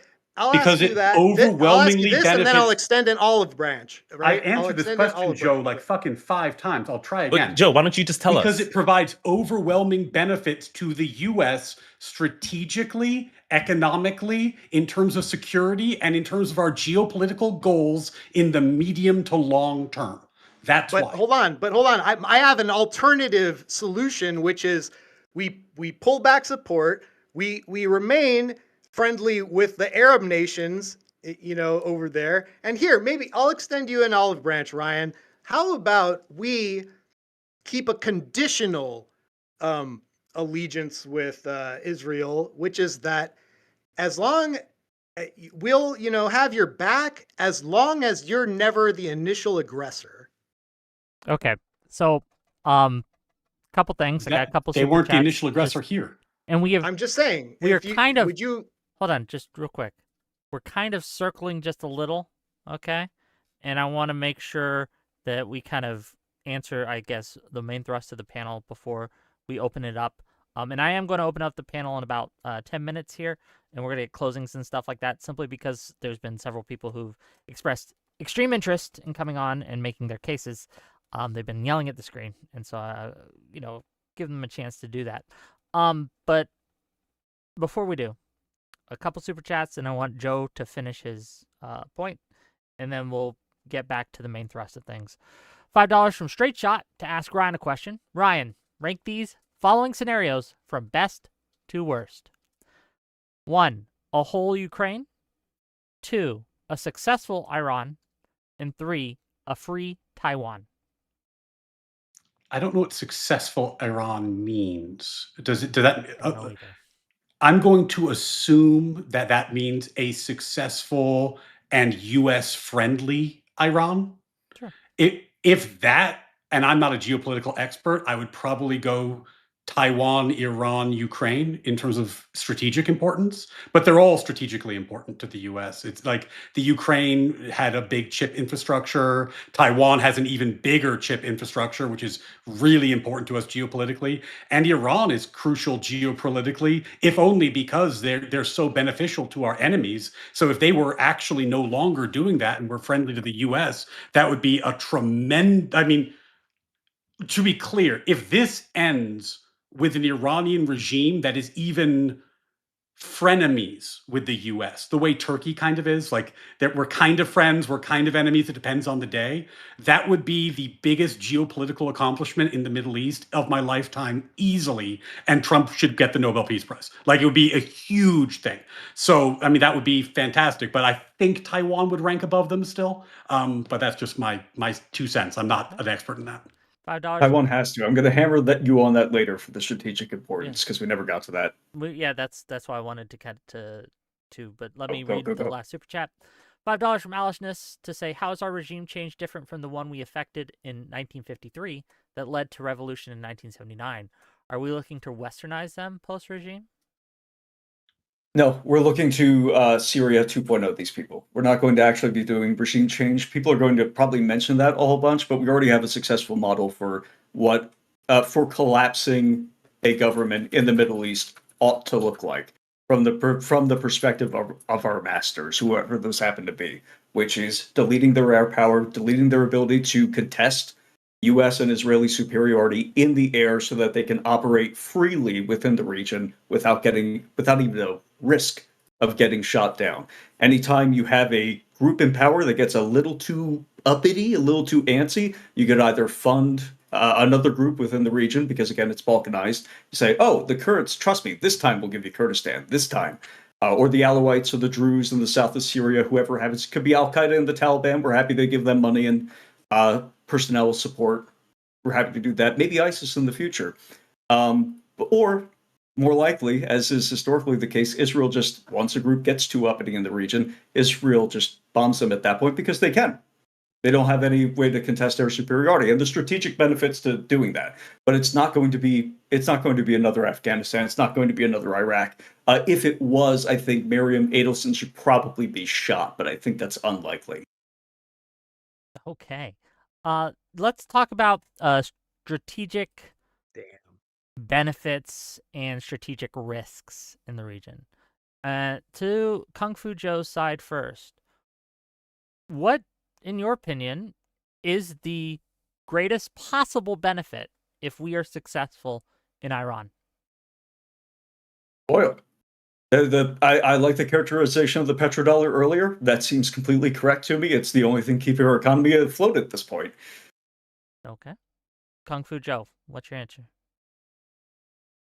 I mean, it's the same, and I need to clarify something because it keeps coming back and it's inaccurate. I need to fix it. I keep reasserting that I think we can maintain the same level of power in the region without being attached to the hip at Israel. And the reason I'm harping so hard on Israel is this. I'll draw out an analogy.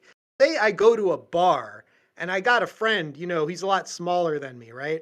Now, if anyone picks on my friend, I'm going to have his back, right? But if I have a friend that's smaller than me and he's picking fights with like people bigger than him, and then I have to constantly step in to like defend him over and over again, I'm gonna have to reevaluate our friendship because I'm getting tired of fighting his battles. So to that, I would say maybe Ryan, perhaps only here's an olive branch, or you can meet me halfway, perhaps, because we're not going to agree on like the religious mismatch of this alliance. So what if we maintain from here on out, we could maintain an allegiance with Israel on the condition that we only back them up if they're attacked, but we are hands off and we step away if they're ever the initiators. So two questions. One, religious mismatch. What do you mean by that? And two, how does that argument square up with the fact that they were attacked here? Iran attacked Israel. So I'm saying the alliance. If we had the alliance you've described, we would be doing the exact same thing today. No, I don't think so, because the way that Israel behaves in the region, the way that they antagonize the Muslim world from their position and using our strength to do that, I mean, they do draw a lot of hate to themselves. I mean, I have a long list of. How did Hamas get the money for October 7th? Where did Hamas get the backing for the October 7th attacks? There's history to this, Iran. Ryan. You're jumping ahead. Iran. Wait. Okay, I know that. Earlier when I said you were arguing like a lefty and that we'd have to unwind some original sin to figure out what's going on, this is what I'm talking about. When I complain when I'm arguing with lefties and they're like, holy shit, you got to unwind American original sin and do reparations before we can talk about how to run the country going forward, it pisses me off because it's historically impossible and it never gets anywhere. I don't like it any better coming from the right. You know, like, oh no, we have to go back in time with a time machine and figure out how to write the cards. I'm talking about going forward. I asked you a question. Okay. I asked you a question about going forward, Ryan. What was the answer? Going forward, Iran funded the attacks on October 7th on that's Israel. Not my question. So by you the totally terms, dodged my question by again, the terms Ryan. Of your alliance, we would be doing the same thing, right? Okay. Bro, right? You didn't answer my question. Okay. Hold on. Like, total dodge. What specifically do you think he hasn't answered about your question? I asked him, yes or no, would you continue the alliance with Israel based on the condition, solely on the condition that if they ever attacked another neighboring country, if they were ever the aggressor, we do not back them. Yeah, we have a hands-off approach to backing them up if they are ever the aggressors. Would you accept that? First, no, it's idiotic. Second, of course not. My point was, and this was the point that I think I'm going to talk slower and hope you get this. Even if we took that alliance, we would still have done what we did in Iran by the terms of the alliance you described. So the question I'm talking about going forward, Ryan. I'm granting you everything before this point. He said no. He answered your question. He answered your question. We are attached at the hip, and for they could commit wars all over the world until tomorrow. Like you would still at what point, Ryan, would you ever say, you know what, Israel, we got to cut ties? Is there anything that would ever make you cut ties with Israel? Anything? I think Ryan is more married to the benefits of America than he is to the benefits of Israel. If they did something that was contrary to our interests demonstrably. My point here has never been that I want to do this for Israel. My point is I'm ambivalent to benefit to Israel, but it's good for us. And because I'm ambivalent about whether it benefits Israel, I just don't care that they get something out of it. You just said if they attacked another country, you would jump in bed and pick them up. I did not say that. I said I would not agree to an alliance that limited it on that basis. You did say yes, dude. Don't weasel away. I said yes, but you rephrased. Now who's the leftist? Now who's acting like the leftist? Okay. This is what Joe's doing. KungFuJoe. I'm going to act like the leftist today. I'm going to act like the leftist today, and I'm going to make some money. Okay, I got some more super chats to read, and then we're going to get to. And I have a question for Tristan and for Ryan, and then we're going to get to closings and things like that. $5 from General Grievous. In 2016, a mechanical failure caused a U.S. naval boat to drift into Iranian waters. Iran took the crew and forced them at gunpoint to make a confession. $5 from General Grievous. Under maritime law, if a ship enters territorial waters, you can warn them to leave but not seize the crew if they aren't hostile. Iran violated this. Thank you for the $5. And then $10 from Doobie to say Ryan is essentially arguing that we can do whatever evil we want in the world, but the moment anyone does anything in response, history starts there, and they're the bad ones. Thank you for the $10. Doobie, just come on the show, and once we open up, and I promise. Yeah, come on up, Doobie. My question, though, to Tristan and to Ryan,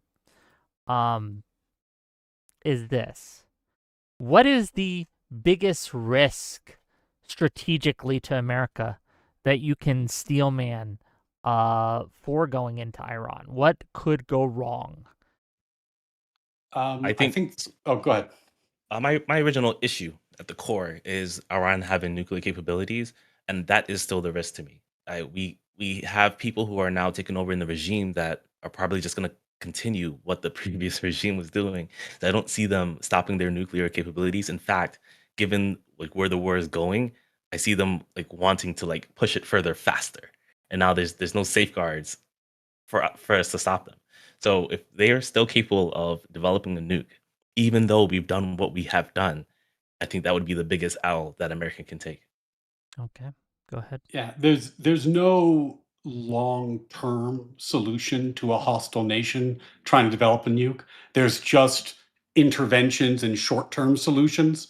Like there's no perfect solution unless you had some kind of miraculous regime change where they suddenly are friendly, which would be the best, but unlikely outcome. Why can't you grant that with the JCPOA?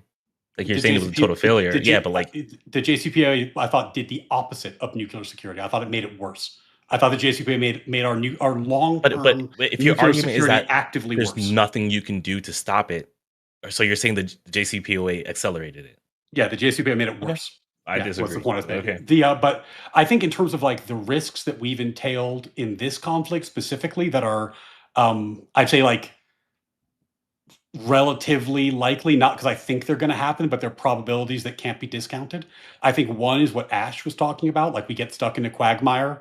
The new kind of military doctrine that we've deployed isn't sufficient, and we get stuck in a boots on the ground scenario. That would be really bad. I think it would be another bad outcome would be that we fail in our mission and that we've radicalized and the new leaders are worse than the previous leaders. Can you be specific on the mission? Sorry to interrupt.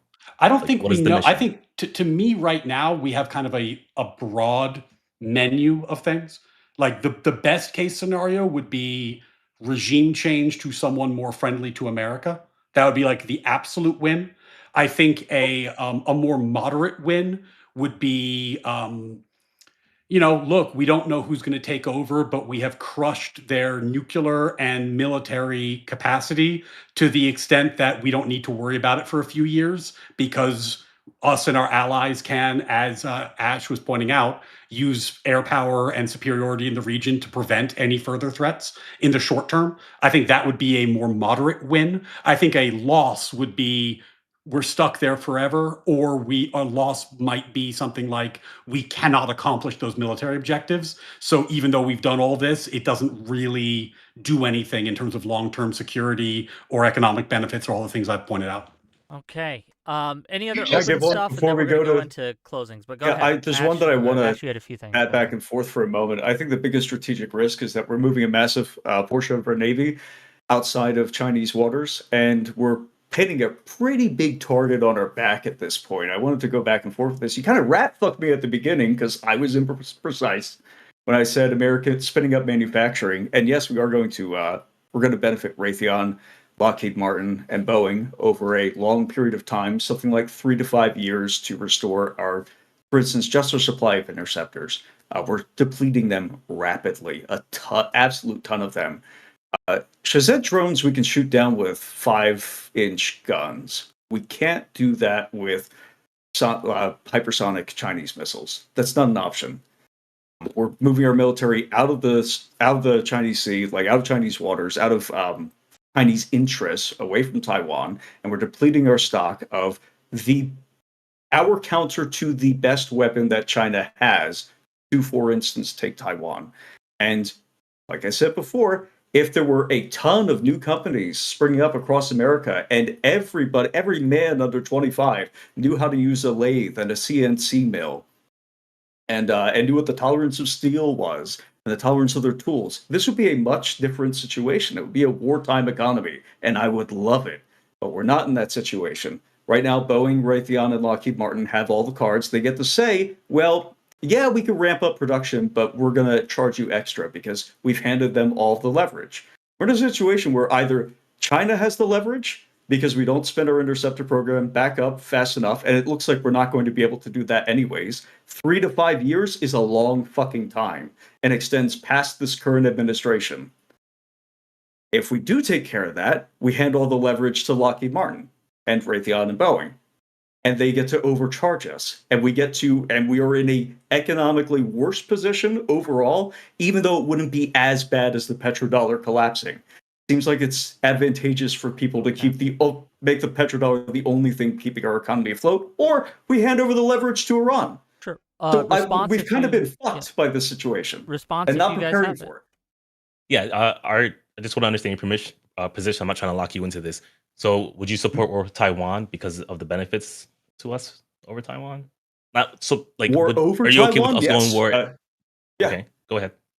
Oh, we have to. We have to. Like, we're in a position that's not even. It's not even something that I necessarily like. It's just we have to. So if our semiconductors we built up our semiconductors here, you would not be okay with us fighting China. That would be less. That would be less appealing. Again, I have a very low price for war.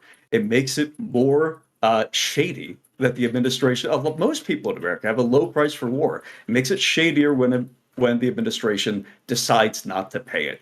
Kind of seems like a fuck you from up top. I think Americans are right to take it as such. Okay. I mean, if it's a low price, I think we've paid. We're there already. You know, like there are very serious benefits to this conflict. There are things that we need, and I'm not saying that the risk of China with Taiwan should be discounted. Like that is a palpable risk and a thing we need to keep our eye on. But I don't think that they're pulling the trigger on that in the short term. Like if they wanted to pick a fight with the U.S. over territory, over a proxy, this would have been the time to do it. This was actually a very important ally and proxy for them, and they haven't. I think that I'm not saying they won't do it with Taiwan, by the way. I think there are a few years from getting their ducks in a row. Correct? Like that's the proxy they would be intervening on behalf of? Yeah, they have not intervened in Iran, and Iran was a big deal for them. Like I think 85% of Iran's oil was going to China. This was not a small asset for China. It was a huge component of their oil industry. It was just like Venezuela was a huge component, and they seem unwilling to do that now.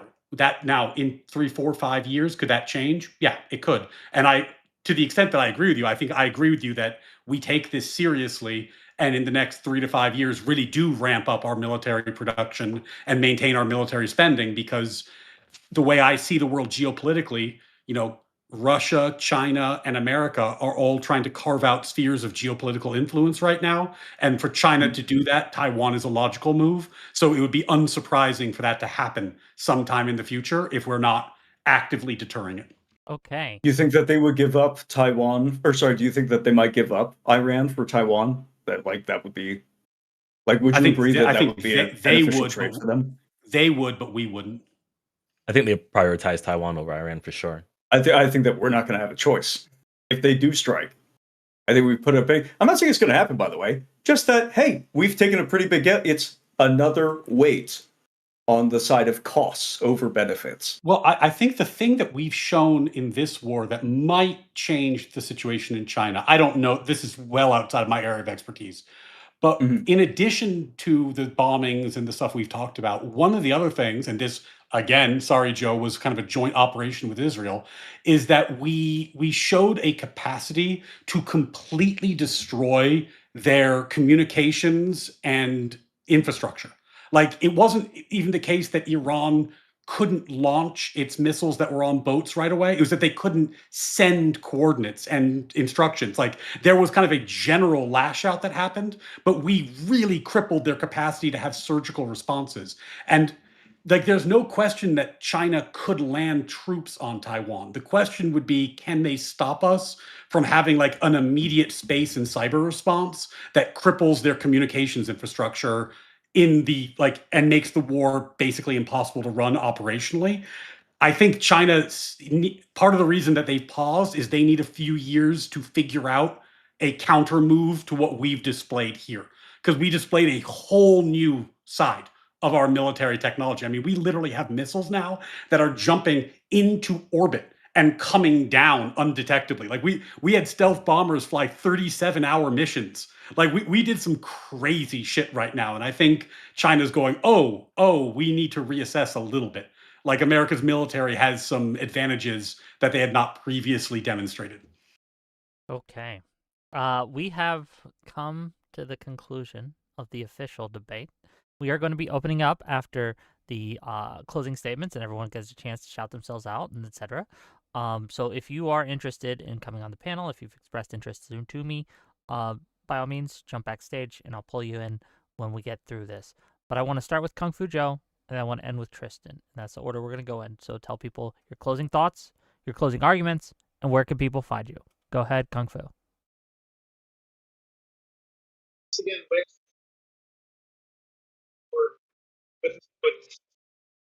Oh, you are cutting out. Joe, it sounds like it's coming through the wrong microphone. Check your mic. Yeah, check your check mic. No, I think the Jews did it.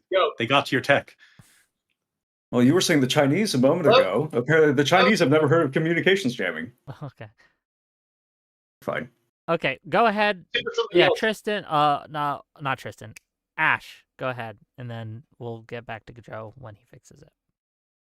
Yeah, this debate hasn't left me feeling any more certain or happy about the situation. There's a few tiny benefits to taking over, to depleting Iran's resources, and there's one major one, which is the petrodollar, which is the one that we keep coming back to. It seems like to me, it seems like we're never allowed to have any benefit to any of these wars besides securing the petrodollar. And the petrodollar is keeping our economy afloat, but why is it keeping our economy afloat? Because we have a primarily service and finance-dominated industry that lets people fall through the cracks, finance and service-dominated economy that lets a lot of people fall through the cracks that would otherwise, in a time like now, be living large, making $60 an hour at a factory, at a steel mill. They'd be happy. They'd have every promise that was made to them during the election secured alongside one broken promise, which was no war with Iran. And so I'm not feeling better about the prospect of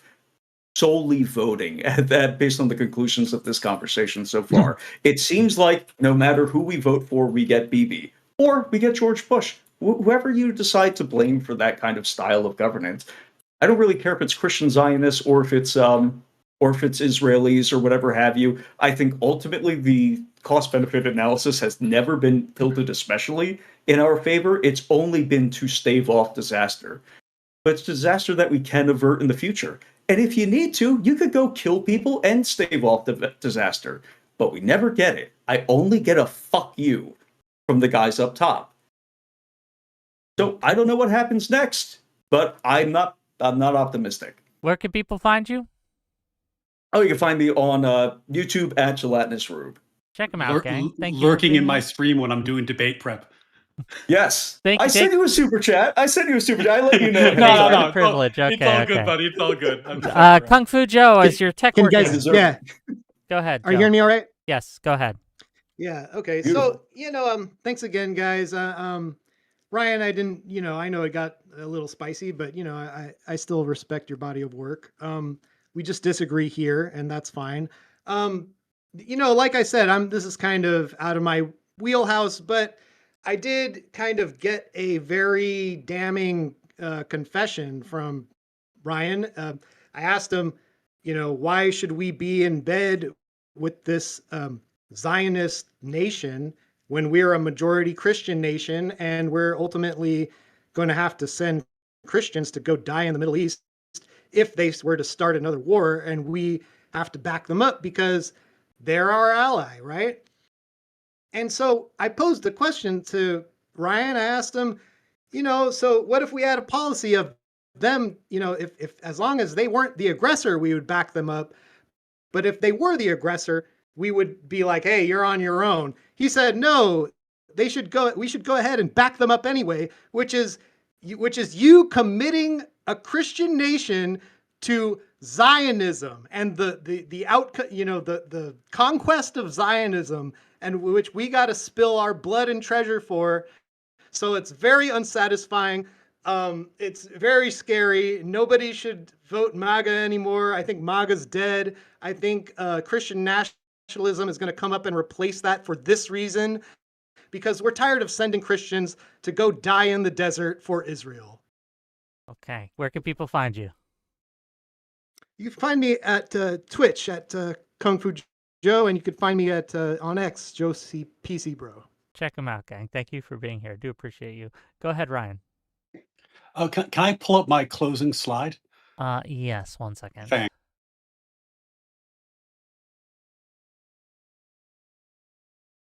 Okay. Hold on.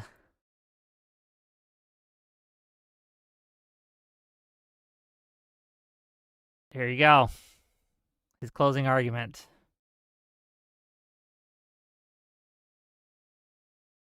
We good?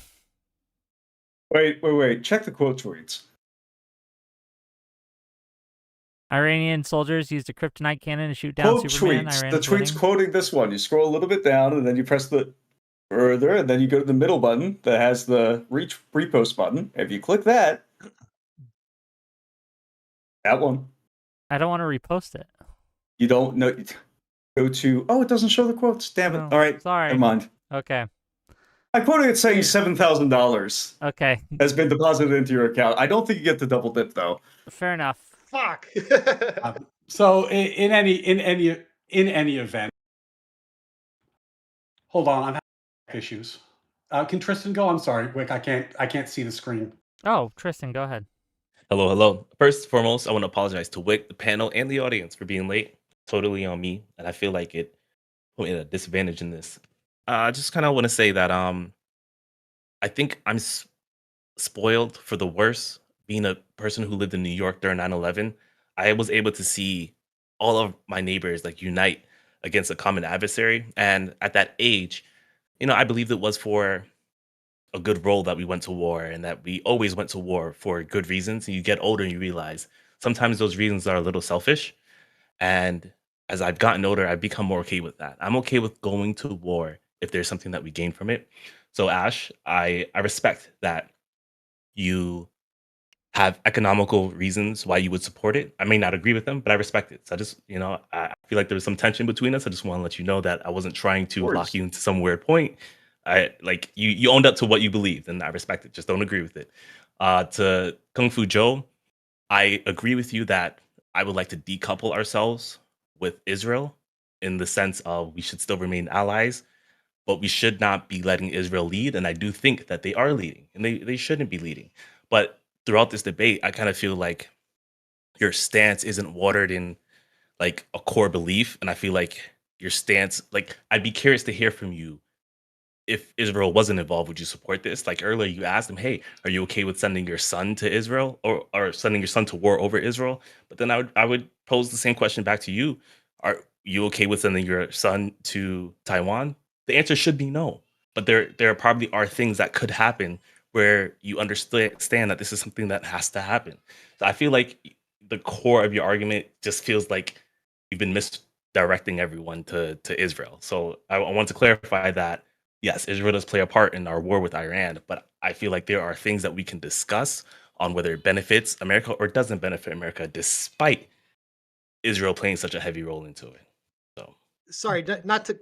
I know it's your closing. I don't mean to. It's fine. Like, yeah. You were I'm accusing me. you of something. You can give me a couple no, words back. it's the argument I laid out to Ryan, which is that look, I'm fine with maintaining a presence in the area as long as it benefits us, but I don't think it benefits us to be attached to a nation if they're going to be the aggressor, if they're going to be the initiator. I get that. I get that. Just real quick, we have an open section after this. You guys can hash that out. I do want to get to the closings. Where can people find you? So my Tristan? last part that I want to say is I haven't heard any prescriptions of like, if you guys are against what we have done, what should we be doing now instead? And I'd like to hear that in the open part. I would love to talk about that more. And where can people find you, Tristan? You can find me on Twitter at Politically Concerned. I don't have a YouTube channel yet, but I'll be here as long as Wick will have me, and I'll try not to be late next time. Well, thank you for being here. I do appreciate you. Ryan, did you have anything further to say before we? Thanks, Wick. I'll try to keep it brief. I laid out a case about how this benefited us strategically, geopolitically, economically, and in terms of national security in the medium term, let alone the long term. Ash had some kind of respectful disagreement about how to weigh those things, and I think reasonable minds can differ on how to weigh costs and benefits of various geopolitical issues. But what I heard nobody say tonight was that leaving Iran alone was a viable option in this world, on these facts, in this scenario today, not with a time machine today, that we could have avoided what we did. Because no one thinks that. No one on this panel at least claimed that leaving them alone was a good idea, because it wasn't. Because for whatever reason, and you can think it was the people in the tiny hats, you can think it was because of America's intervention in the region, whatever your reason is, doesn't matter. They were developing a nuclear program. They are our adversary, whatever you think of the timeline that got us here. And nobody really disputed that, which I think is the heart of the debate, to be honest with you. We had to do what we did, so we did it. Now, because a weird percentage of this debate turned on Israel and our alliance with Israel, I just want to clarify a few points. The reason I posted the meme of Candace Owens connecting the dots with a Star of Israel is because, of course, that's how this debate was going to go. Joe, of course, has misrepresented what he asked me. He asked me, would I favor an alliance where we only back up Israel if they are not the aggressor? I said, no, that's ridiculous. And the reason I said that is because earlier I asked Joe, if I granted you that and we went into such an alliance, you understand that Iran was aggressive to Israel recently, and that that alliance would justify our attacks here. And Joe's response was, no, we have to unwind history and go back to the formation of Israel to understand that they're the ultimate aggressor in everything. We have to go back to the original sin, which is why I disagreed with his nature of the alliance, because it's fucking preposterous. It's a joke and it's a silly way to conduct geopolitics. Again, nobody disputed that having a vibrant Iran giving its oil and its military support to Russia and China is against US interests. Yet, we should leave it alone because it might benefit the Jews. That seems like a pretty fucking bad reason for me. And the reason I went down the tangent about the previous Ayatollah's penchant for having sex with small children is because if we're going to make this a religious conflict, which I don't think it has to be, but if we're going down the road of Christian nationalism can't be in support of Zionism, I tremble to think what would happen if Joe got in his time machine he loves so much and was asked to lead the Crusades, and God forbid it benefited a Jew, because that's the metric. It's not about, even on his Christian nationalist worldview, defeating a hostile Islamic nation. Total straw man. I'm sorry, I can't stand this fucking. Let him finish. We're going to get to the opening. It's not my worldview, but if that's your worldview, surely that would be a good thing to do. But no, the metric is, does it give benefit to the unique evil that is Israel? It is a foolish way to view geopolitics and not something to be taken seriously. And then I'll wrap up with this, Wick. If your claim is that the right should abandon Trump over this because Israel has his hooks in Trump, you're basically accusing Trump of being a traitor, which is a strange thing to do for the guy who gave us mass deregulation, who gave us an originalist Supreme Court, who gave us the end, or at least the diminishment of DEI, who gave us all these big wins that the right's been celebrating. Suddenly, if there's one benefit to the pointy hat crowd, he must be a traitor. It's a foolish and myopic way to view politics and history. Okay, with that, we're going to open up the panel to some people who've been wanting on. I'm going to bring them on, and you guys can stay as long as you like. I encourage you to do so. It's going to be a little more free-flowing, right? And I have some opinions that I'm going to get in now that we're opening. But thank you all for being here.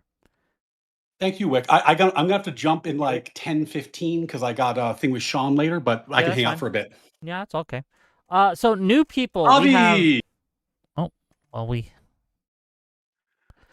have Magtard, we have Avi. What's going on? Okay. Hello. Can you hear me? Wait. Yes, we can hear you. So, Avi, Okay, good. you expressed interest in saying a few words. So go ahead. The floor is yours for. So a couple things. So I was wondering. I had half a mind of whether we're going to go through this debate would go through the Greater Israel slop memes, and unfortunately, it maybe not explicitly stated, but kind of was getting there. So just to give a recommendation to anyone who is talking to someone who actually believes in the Greater Israel slop memes, you probably should just, unless the debate is about that, you might want to just conditionalize it on, okay, well, what if Israel wasn't interested in Greater Israel? Because if someone believes that Israel is interested in Greater Israel, aside from the crazy fringe fanatics or messianic groups, it takes a lot of work to get yourself into that belief. Or plus minus brainwashing, plus minus grifting, plus minus whatever. So just sidestep all, if you can, just sidestep all that, because it's going to be very hard. I don't It's even. over 30% of the Israelis. No, actually, it's less than. In fact, less than 30% of Israelis even want to annex the West Bank, by the way, as of the latest polling data, and no polling data. Over 30% support the temple. Hold on. Just let Avi finish, and then you can respond to all of them. Sorry, that's a different claim. No. Less than 30% even support annexing the West Bank, and in fact, the ones that support Greater Israel, which, by the way, you mentioned that biblical claim, the Nile to the Euphrates, which is not the same thing as the Third Temple. The Nile to the Euphrates, it's so low that no pollster has even bothered to poll it. No one takes it seriously. It's even the West Bank, even Judea, Samaria, what they call, it's 26% of the latest polling data. So no, when you get into a Greater Israel slot person, it takes, I don't know what kind of data would take to convince them off of this. It's just a completely delusional belief. I'd say it is delusional because it really is, like, it's something that if you really just looked, like, you would see, and if you lived in Israel, if you spoke to the average Israeli, you would get a completely different impression. It's just so far detached from what they're looking for. And furthermore, even if they were interested in that, which they're not, you can even if they were, it's completely impossible, if not or impractical, for them to take that sort of scope of territory. It's an enormous amount of land. They don't have the numbers to do that. They don't, let alone in Iran. There's no way they could hold that. And of course, the answer to that will probably be, oh, but they'll find a way to get the Americans to hold it for them, or some kind of slot level zero argument like that. So just conditionalize it if you don't want to get dragged off of the debate with Greater Israel slot memes.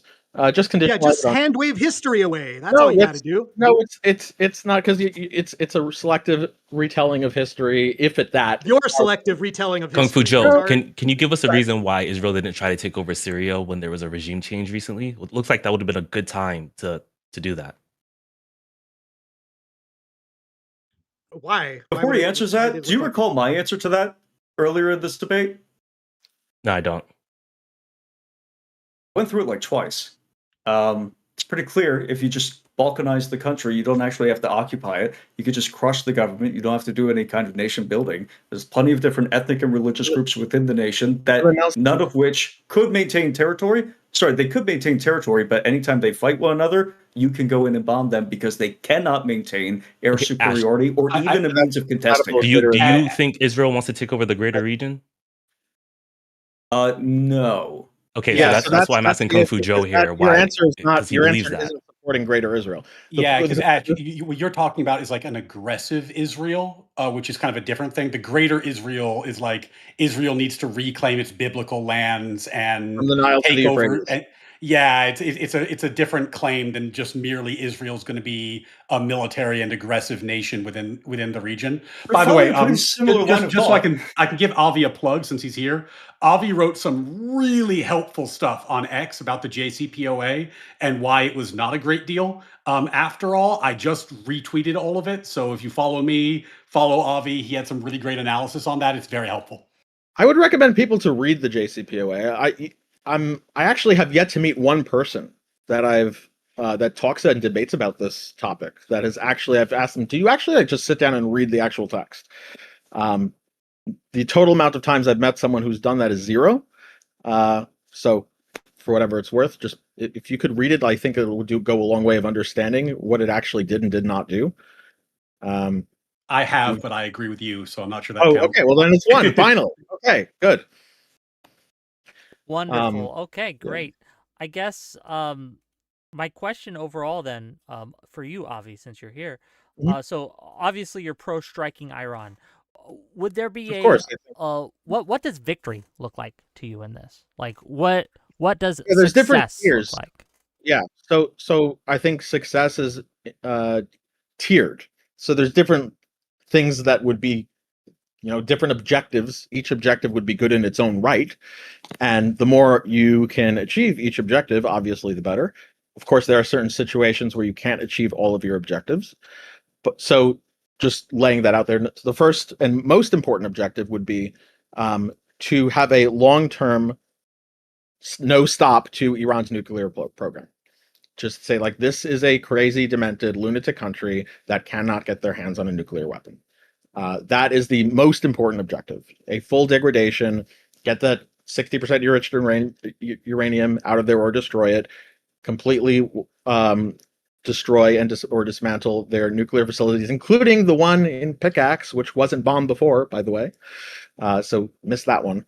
And that's the first most important one, because that's just an existential threat to the region. It's also an existential threat to the broader region if they could get a dirty bomb into one of their proxies, and then it could go anywhere. Now, will it go there? Even if it's a 10% chance, not worth taking.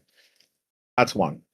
2, their ballistic missile capabilities. I don't want that expanding. I don't want that reaching broader and broader areas. I definitely don't want that reaching the United States.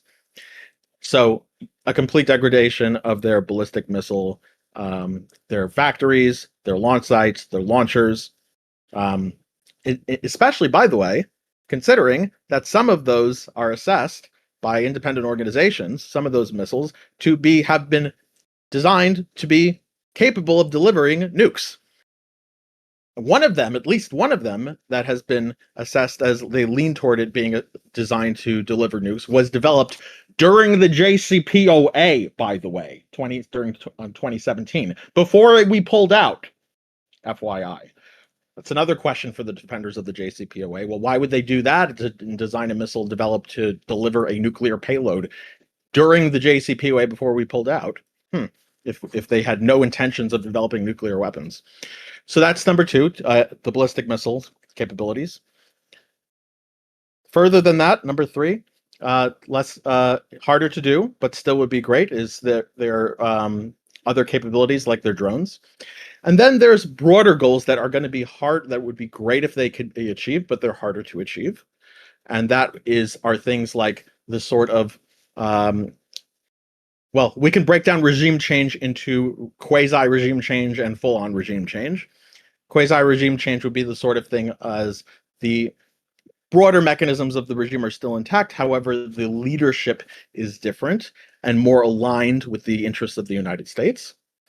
And then a full-on regime change would be something like Reza Pahlavi coming back and doing a transition a transition government. You'll have a full-blown secularist Iran. So those are things that signal success. Okay, I want to give a chance for people to respond to this as well. So given the fairly lengthy list, stop the nuclear program, stop their ballistic program, stop their Shahed drone production, and possibly regime change of some sort. What do you have to respond to that, Ash and Kung Fu, and anyone else who happens to disagree? Ballistic missile program is totally fine. So is the drone program. I really don't mind. I mind us spending interceptors on them, especially for a country like Israel. I don't think it's as important of an ally that we need to waste a single American life. Frankly, at this point, I think that their strategic benefits have been mixed over the years, at best. And quite frankly, I'm not happy with their foreign interference in our government so far. Our government historically at this point. I don't like the ADL. I really don't like the SPLC. I think that if BP was pro-America, he would maybe put some pressure on these organizations, and then I'd like them a lot more. Like I said, I'm easy to buy. With regards to the drones, again, we can shoot those down with 5-inch guns. It's not terribly difficult. We actually can't use interceptors on them, broadly speaking. They're usually, by the time that we detect them, they're usually inside our minimum arming distance for those interceptor missiles. And it's also just more cost effective to shoot them down with a couple $1,000 worth of 5-inch rounds. There are ballistic smaller missiles drones that can intercept them too. Yeah, but smaller drones can still be shot down, and smaller drones have lower capacity to do damage inherently. You would just I'm talking about intercepting. grant that stupidly obvious point. No, he's talking. Go ahead. I'm talking about a drone to intercept the drone. I'm talking about it's like the sort of way Ukraine has intercepted Shahed drones. They've done like and actually Ukraine is now expensive. offering to send us because they've been doing this with Russia with Shahed drones, because of course Iran gave Russia a tremendous amount of Shahed drones, so they are now the world's expert on shooting down Shahed drones. So Ukraine's offering to send us like military experts on the technique and how to do it cost effectively, which is I know I'm sorry for jumping on you there. Yeah, it's my bad. I don't know everyone's position on Ukraine, which is a totally separate issue, but this is a very good news for Zelensky in terms of what we did in Iran, because it's striking down one of Russia's key strategic allies. And if he wants to show his gratitude by giving us a leg up on how to fight Shahed drones, that all the better. The more allies that are helping us, the better. And one of the great things about this, by the way, we can talk about fail states. One of the fail states I was worried about is that we do this and we didn't coalition build ahead of time and everybody turns on us, would be like the nightmare scenario. But because Iran was so indiscriminate with its retaliation, the opposite has happened. And we're gathering more and more support within the region and more support amongst our traditional allies. So it seems to be going the other way. I think it was already that way, and Trump wrecked it, and now we're reversing. So while I am happy that we are reversing, I would like to acknowledge that we didn't have to start at this point. Well, I mean, look, this is the thing. He's the president, right?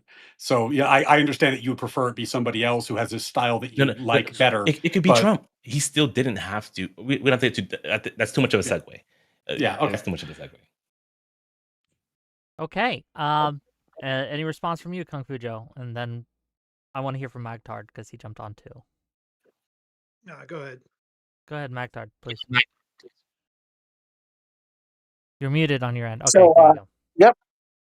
I just wanted to make sure everyone was done speaking because usually there's like a little bit of a lag. Yeah. So while I broadly support Ryan Mullally and Tristan is his name, I broadly support their pro strikes. I even understand and respect Ash's position. KungFuJoe, you know that you're just completely wrong on a lot of the facts, right? Regarding Israelis' history. At what fact about their history was I wrong on? Oh, the fact that Israel was antagonizing the Muslim world. You know that the Muslim world declared war on Israel from like the start, right? Are you making the claim that they've never outwardly attacked or initiated attack on Muslims in the area? I'm telling you that from the start, from 1947 to 48, then okay.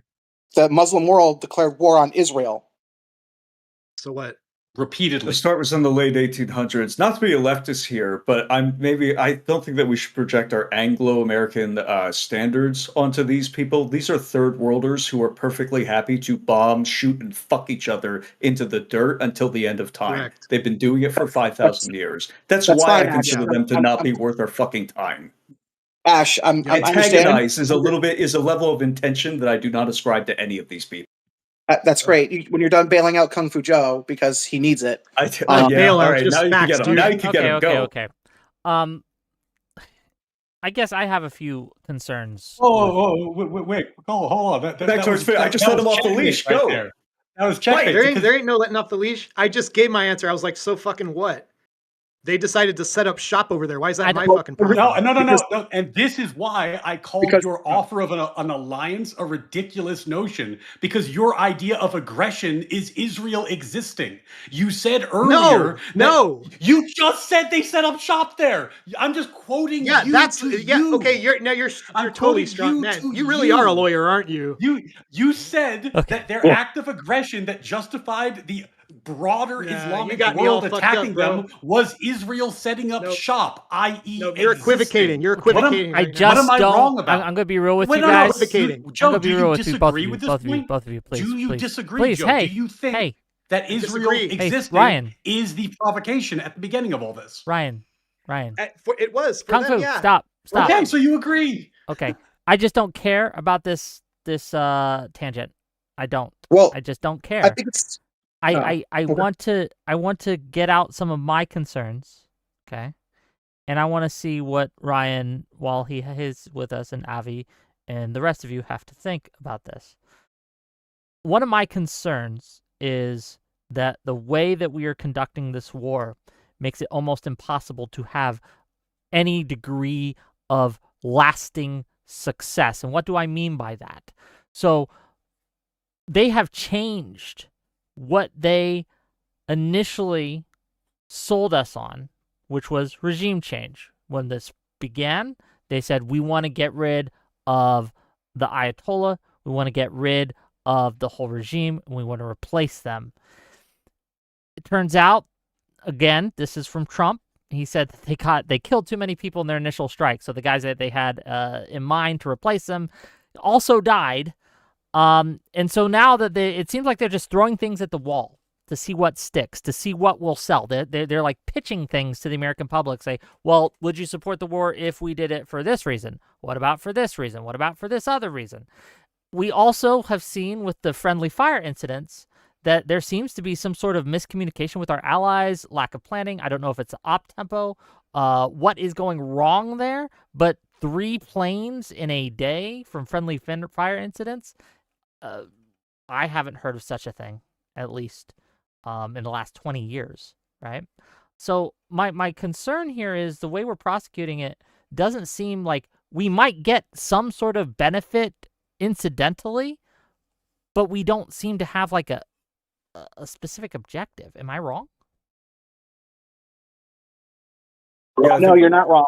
And I think the problem is that I think that the strikes themselves, well, the military strikes themselves are, I'd say, like effortlessly done. I think the problem we're having is on the back channel diplomacy side, whereas we're not communicating with our allies, because I believe those jets were shot down by the Kuwait, if I'm not mistaken. Wick, It was It was blue on blue, but so I think that where we are failing, not on the military side, but the diplomacy side, and the diplomacy side, unfortunately, does affect the military side, sometimes severely, in the case of our planes being shot down by our ally. So I think if the Trump administration had been communicating with our allies in the region, like Iraq and Kuwait, so on and so forth, I think this would have been a much better operation, if that makes sense. I understand. I mean, there's always room for improvement. And there's no such thing as a perfect war.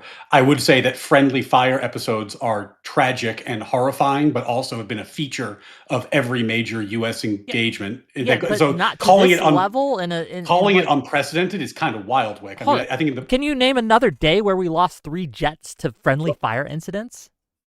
I can name another day where we destroyed another day where we lost jets in the Middle East, period.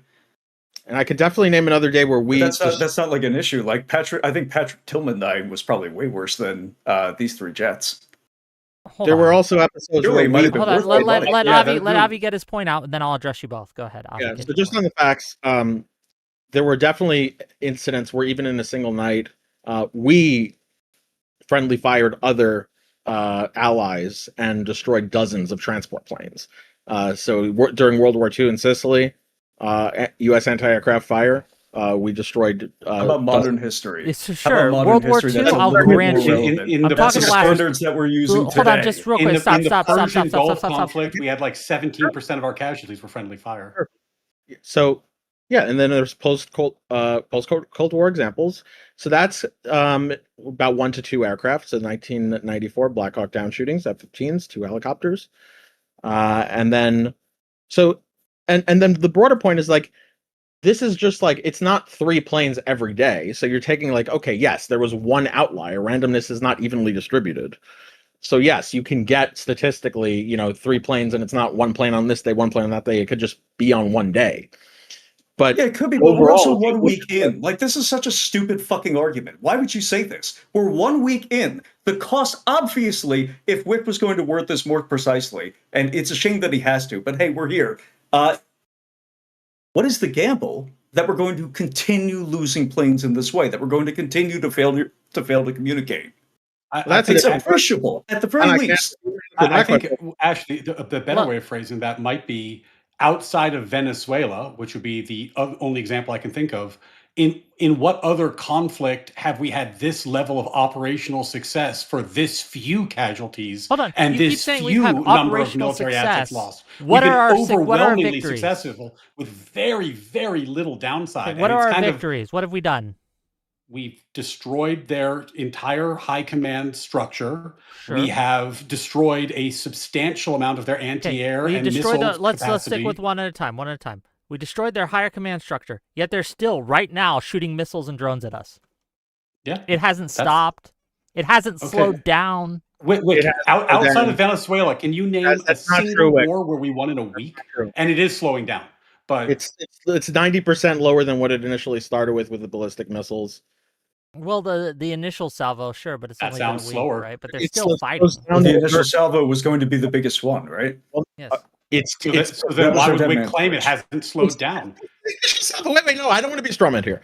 No, don't do this thing where like, oh yeah, well, of course it's lower because the initial salvo was going to be just so high. No, that's not. If you do it day by day, it goes down day by day. So don't. It's not because. Yeah, that's what I mean. It's like I'm making your point for you. Yes, the initial salvo. You would expect the initial salvo to be the biggest one. And of course, as we deplete their resources, then they're going to have less missiles. Yes, and it's gone down 90% over those 6 days. Like that's yes, I'm agreeing with you. Hey, fuck yes. Listen to me. Stop. I'm agreeing with you. I don't know why you guys are yelling. I don't know why you guys are yelling at each other.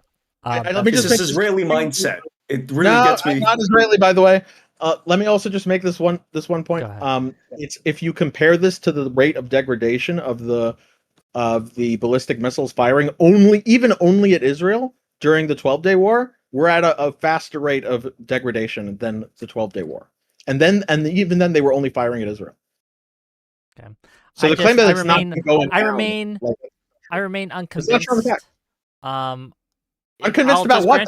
That's true. I'll just grant you that that's true. And you are convinced that generous because it is true. But sure, then okay, does that mark a substantial victory for us? It marks a substantial indicator that success. Yeah. Trajectory to victory as that objective is concerned. As far as keeping hell, them from shooting at us, I didn't make this... fair enough. But I remember the list that you gave me was stopping their nuclear program, stopping their ballistic missile program. We could say that the pulls into that. Stopping their drone program. I think they've switched to mostly just Shahed drones. And the other was regime change. The regime hasn't changed. Also, Venezuela, the regime also didn't change.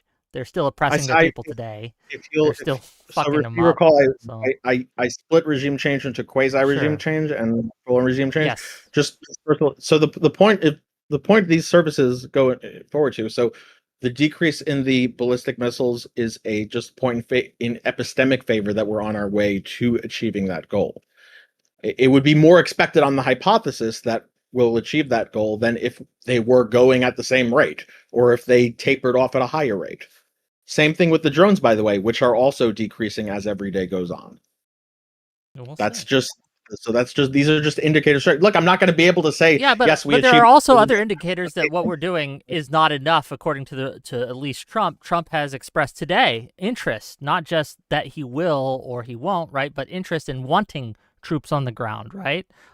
They also initially said that this was going to be a very swift operation, 3 days, that they keep extending the timeline. These are indicators that it's not going as what we hoped, right? That it is going, in fact, well, you grant me that, though. These are counter indicators to what you're claiming. I'm not sure. I would not grant you that. I would not grant you that for a second. Why not? No.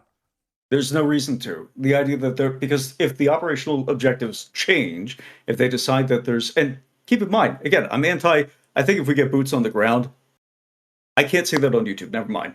But I think these are not counter indicators because we're a week in, right? Hold on. If I say, if I'm a changing, contractor with you and I'm working on your plumbing and I initially say, okay, oh yeah, it's going to take an hour tops and we'll be done. And then I come back to you 30 minutes later and say, yeah, about that, it's looking like it's going to take the whole day. Do you think that things are going well or things are going poorly? Just based on that. Is my plumber a terrorist? Is my plumber a fucking hostile entity? Like, this you understand is so the concept, disanalogous, though, that I'm trying to... No. The concept is that you don't know how to make an analogy. He's right. You don't think that analogy let of me saying, jump hey, in a situation where There's you no have hostile time, actor. you laugh at that, No, but listen to me. you're Listen, just let me just wrong. clarify. No, Like, let me you're just say laughing, it but you're flat out. incorrect. Oh, this yes, analogy but tracks. there's no hostile actor in the plumber scenario. There is in war. It's different. Wick, It's different, but there's no distinction to that difference. Wick, yes, it is. I'm going to have to bounce. Go ahead. Go ahead. I just want to make this point, so I'm going to have to leave shortly. Ash is right about this. One of the things that we have done that is a big mistake in the past is that we have announced win conditions for our enemies. We do things like we say, we have to have a new democracy. We have to change the regime. We have to avoid having boots on the ground. We draw these hard lines, and the win condition for Iran is to erode our political will. So when you give them a target like that, and you say something like, oh, if we have boots on the ground, it's an automatic L. It's not like your plumber, because they are trying to do counter propaganda at home. They are trying to weaken our will at home. That's their win condition.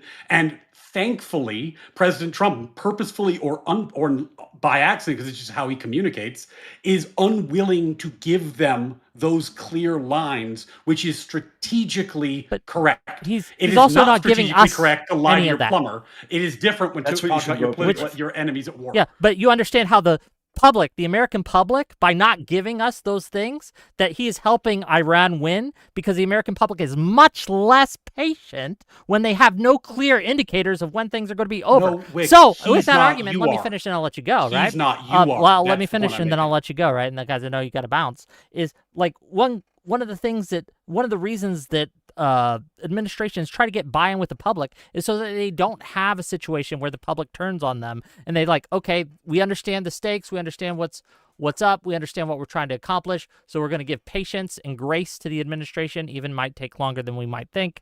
And that tends to be the way that the reasoning of why they seek public buy-in from these things. The fact that Trump's not doing that does not, it helps Iran. He's helping Iran by doing that. No, because there's no public buy-in for him to get. Like the truth is, no public buy-in. The Orange Man Bad crowd is going to do this no matter what he did, no matter how he framed it, no matter what he said. So there's no point. The truth, honestly, Wick, we've gotten to the point in terms of our partisanship that everything is going to be a partisan talking point instantly, always. So what's the point of him making a concession to you that weakens operational security to try to win a partisan point? That's unwinnable. He's not trying to win me over. He's trying to win his base, which is abandoning him over. The only part of his base that's abandoning him is the Jew spurs, and that's a whole separate issue. Yeah. But anyway, wait, before you go, before you go, this Ryan guy, before you go, I just wanted to say that I heard some tell that you were talking about the petrodollar and the impact that Venezuela, Iran, etc. have on the petrodollar. I want you to think deeply about this. Do you still think, before I kind of question about some things, do you still deeply believe that there is an issue for the petrodollar from Iran, China, and Venezuela? Yes, obviously, I said it tonight. Okay. Do you think that America is interested in the petrodollar? Obviously, yes. Okay. Are you in favor of Trump's policies with regards to currency, the economics, etc., broadly speaking? It depends on I the think policy. he missed the debate. No, hang on. Wait, hold I on. think he Just- missed the hold debate. on. There's the purpose for these questions. So depends. I give you like 2 minutes because I do You have to could run. like skip the ones that you already answered. Let's get to the point. No, he vaguely answered in a way that's going to be like really, really evasive. So the United States has a new policy and approach under Trump due to Miller, Mirren, and other people, where they're intentionally weakening the dollar, which is going to intentionally weak the petrodollar. So if America is going to war in Iran based on the fact that they want to protect the petrodollar, why are they also simultaneously weakening the petrodollar by their policies that are weakening the dollar? First, I don't think that's true. But even if I was, Well, that is true. This is emphatically true. Let me answer the question. Even if I was granting it, weakening the dollar and weakening the petrodollar are totally distinct concepts. So I don't No, they're understand not. what having a softer dollar is very different than having the petrodollar. They're not the same thing. So when we're talking about the petrodollar is being used as like a currency What is that the anchors petrodollar? oil trade. It's a currency that's anchoring the oil trade. And why do we care about it? Because we want a strong democracy that has an independent central bank that can ensure the policy trilemma and other issues facing the currency are all healthy and well. No, that's why. No, that's not there's why we care about it. The reason we care about it is that it forces other countries to buy our debt at a discount. That's why we care about it. That's a byproduct. We're not the reason why we try to have the I guess not we, but the reason why the American dollar and the petrodollar is so interesting is because there is, prior to Trump, really robust backing and stability in that through the central bank and through fiscal policies. So the byproduct is absolutely true. I completely agree with you. That is a byproduct. But we now see an American administration that is intentionally weakening that dollar. Stephen Mirren published a paper where he had this grand vision of reimagining the global economy. Mirren is now one of Trump's key advisors, and he's gone even further than Mirren wanted. So they're intentionally weakening. I remember You can reading something weaken the since dollar 20 without weakening the So- petrodollar. Okay, hold They're on. separate If you guys concepts. want to But have you a can't. if you guys You want to have a literally separate can't. debate on this another day, Yeah, we yeah, can. that's a I great just topic, want to yeah. make Sure. sure. I just want you to realize that you're going to try to argue against this, but it's a losing point, and that when you weaken the dollar, you weaken the petrodollar. That's all. I'll take your Brian, can word I ask for you it. one Internet last thing before you rando. leave? Wick, I do One- got to run. one I'm last sorry. thing. Let's catch up later, buddy. I'm sorry. I got to. All right, no worries. Peace out, One last Girl thing. Scouts. Okay, I'll see you, whatever. Ryan. I don't want him to seem. I don't want it to seem like I was cowardly for talking after he left. That's why I wanted to say him while he's still here. But he kept strawmanning me, talking about a time machine and all this bullshit. I asked him very clearly. I granted him. Let's say we got Iran in our rearview mirror, and from then on, we enact this policy of, "Hey, Israel, as long as you don't fuck around and initiate any attacks, we'll have your back. Hold on. But if you initiate any attacks, KungFuJoe, He you answered understand that. that He answered there are times in a geopolitical sense where you should preemptively strike someone. That there are times where not doing that would be a failure to your people and to your state. that I understand that. You Wick, but like they are a conceptually, you separate agree. country. Like, so for example, in the Yeah. 6-Day War, I believe it was, Israel saw a huge buildup on its borders of tanks, personnel, material, and so they struck them because they were obviously planning to invade them. Justified to you? Yeah, they wanted to set up shop there. Why not? They got to deal with it. I don't know about Are you answering yes? It's justified for Israel to preemptively strike? No, I'm saying if you want to go ahead and fight for your territory, for your country, go ahead and do that by yourself with like willing partners that you can find. I'm saying when we're no longer willing to just, because if you got this plan of like endlessly, knocking over regimes until they're all friendly with you, and I'm sorry, I'm not going to buy into that. That's not my interest as an American. Would it be fair to say that if Israel preemptively strikes, then you can still maintain an allyship with them, but you're not committed to fighting with them. You're not committed to fight. That's right. That was my position. Yeah. So that is currently the arrangement that we have with Israel. We're not obligated to join the war with them. We didn't do that in Gaza. We didn't do that with Lebanon. You're loading pretty heavily on committed there because we did join them in this case. And that's something that Joe generally opposes. So just to be clear, let me be clear on my terms. Committed is doing a lot of work for you there. But Joe generally opposes a default assumption that we're going to join in with them, especially if Israel has some leverage over us to force our hand early. Even if we were going to do it at the exact same time anyways, I don't think that we were. Obviously, it would be bad for us, for someone else to have leverage in a way that they are able to force our hand. That seems like we're no longer the strategic power there. Yeah.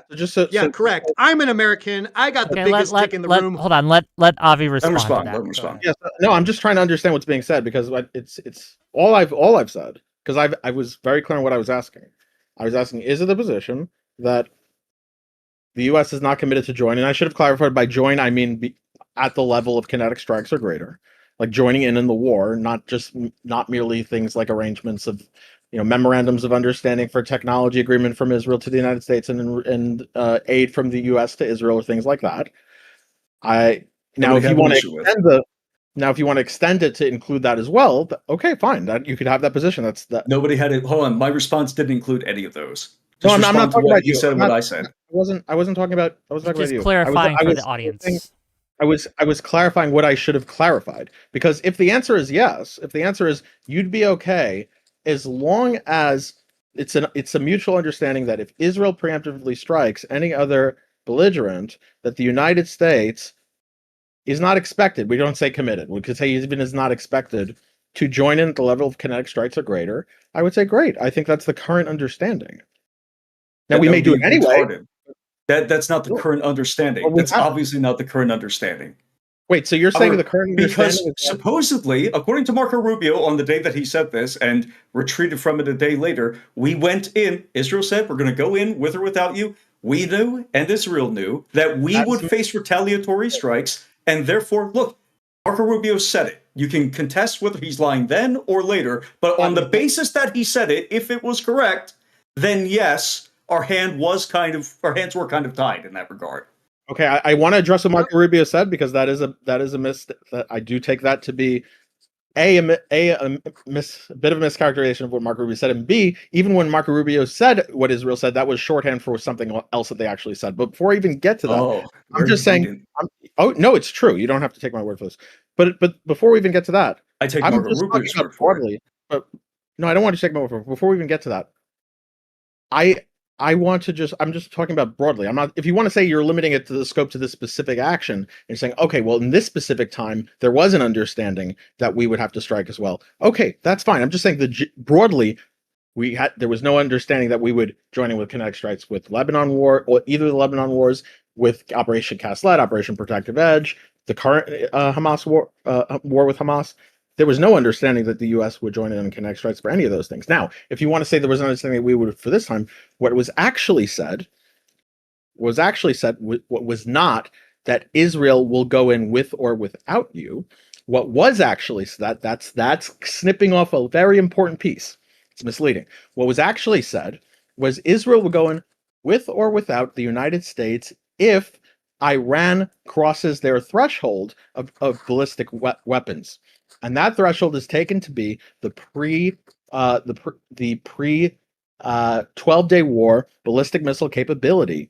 They were assessed to be close to that, but not at that. The United States did have time to pull out, which is here's where the politics comes in, which no one's going to address this. The United States actually, given that threshold and given where they were assessed to be by the Israelis themselves, the U.S. actually had time to pull away and not be in the range of counterattack. They could have evacuated the base. They could have set up defense. They had time, but they didn't. And the reason is obvious because they were going to do it anyway. And they even said as much that they were going to do it anyway. Rubio said after he was going to do it anyway. And then, well, of course they would. You wouldn't. Yeah, after the fact, that makes sense. Hold on a second. Evacuate all your bases, or either join in with the strike, or evacuate all your bases. No. Okay. Well, that's not. Okay, that's forcing your hand. Okay, so if you want to take that, then well, actually, no, actually, that's not actually. Yeah, it also relies. It also relies. Yeah, no, that no, seems wait, like there- No, reaction let on him finish. Let him finish. Go, Avi, please. Yeah, so that I will. I'm happy to grant that if it really was true that they would have struck the U.S. even if the U.S. pulled everything out, which they didn't do in the 12-day war, by the way, when it was only Israel as a belligerent. If we grant that that is true, then yes, I will take it that there is some level of forcing the United States' hand. There is. I'm very skeptical that that is actually true. If Israel truly was the only belligerent and the U.S. had withdrawn its armada, which they had time to do based on where those thresholds were, if the U.S. really withdrew its armada, said, "Okay, we're out, we're not participating. Israel's just going to go in," I have every reason to believe all of those missiles would have been toward Israel. It wouldn't be the base. And the reason we have reason to believe that was because that's exactly what happened before. Okay, let me read a couple I would've super been fine chats with before that. you go and respond because I gotta make Easy. money. I don't do this for free. And we didn't, and that's not a forcing of the hand. If those facts obtain. Okay, $10 from Doobie No. to say Ryan is essentially arguing that we can do whatever evil we want in the world, but the moment anyone does anything in response, oh, sorry, I already read that one. You read that, yeah. He was right about that, by the way. $5 Which from- actually, I agree. $5 from General Grievous. Yep. To the panelist who said taking down Shahed drones is easy with 5-inch guns. It's not. This is arrogant. Ukraine has 3+ years experience with them, and it's still hard. Oh, is Ukraine doing it from a naval vessel, from a United States naval vessel? You fucking idiot! Or do they have a spider web that crosses a country's worth of forest that they're worried about? Is that a slightly different operational environment from a U.S. Navy ship? Okay, wonderful. I think you went beyond the Alishness- threshold of your mic there. Alishness for Jesus. $5 says Trump is running this war based on vibes. He floats the idea of troops dying. He floats the idea of domestic attacks. He doesn't have a plan. Thank you for the $5. $2 for potentially criminal. The Navy shot down 2 F-18s in 2024. Oh, well, nice. I did not know that, and now I do. But it's still less than 3, okay? $10 from Audacity to say, guys, bad news. Iran has a super duper refinery under the super refinery that was under the regular refinery. As a response, I think $50 billion should go to Israel now. Thank you for the $10. $3.5 trillion I guess to Israel. Israel. Here's the deal with it. Okay, The at the end concept of the of the day, plan. Iran are bad guys. They fund terrorism in the region. They're destabilizing force. We should remove them. I think it's good to remove them. I think it's good to disempower them. But I do care about efficacy, and I do care about doing it the right way and following proper procedure. I think procedure is important. If we wanted to do this, I do think we should have gone through Congress. But we didn't. But that's not entirely the fault of Trump, because other administrations have done similar things. But at some point, the Congress does need to take back its war declaration powers. So Within That's a 48 whole hours. different debate for another time, Wick. yep, Yeah, it is so a whole nother it's debate for another obviously- I time. think Okay, It's gang. obviously constitutional. Just to be clear, if you're facing imminent ballistic attack, especially due to another nation's actions, you do actually have the power to strike back as president. I would be shocked if Hold on, anybody. it is another debate, but there are specific criteria that you have to meet in order for the war deck powers, like, to be constitutional. Yeah, from the notifying executive. Congress within 48 hours, which they did, and then you have 60 days with a 30-day withdrawal period, which they're in compliance with so far. So far, well, there's a third one. There has to be an imminent threat to the Yeah, that's- ballistic that- missiles on U.S. bases, even if it's not the U.S. homeland, your bases do actually count. Yeah, but that threat came about because we struck, right? Like, No, it came about because Israel was going to strike. Israel. They're saying it was Israel that's going to strike. You could and say then- that they're lying, and that's totally fine, but that's a separate thing. If we just take if it's Israel Okay, going in and we're about to receive retaliatory strikes, which we know about from evidence from the CIA for a really long time at this point, then yeah, then that would qualify. Okay. If they're going to trigger the dead man switch, that qualifies. I don't know if it does, at least to me. But and I'll be honest, like, I doubt, like, so I think there was a path. Personally, I think there was a pathway if they really didn't want to, if the U.S. So if U.S. really didn't want to join in the war when Israel did, if they pulled back their armada, I don't think they actually would have struck the No, the I don't basis. think I don't think it But- would have happened. But by giving that intelligence and by saying that, it provides the political justification for that imminent threat part.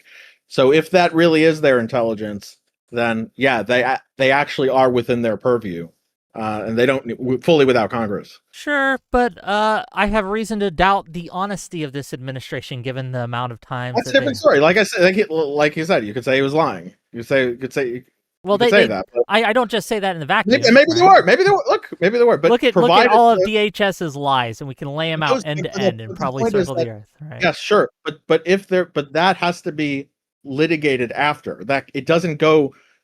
The law is not that you litigate whether your president is lying when he says there's an imminent threat and has that about that intelligence in the moment when there could be an imminent threat. You have to that's why I litigate think that we should be litigating that now, right after he's done it. But here's the trick. Here's a problem with the constant always litigating it after is that Trump knows that this is the case, and he can just go fiat accompli, right? He could just go do it. Break shit. It's already broke. So all the litigation after, we can't really.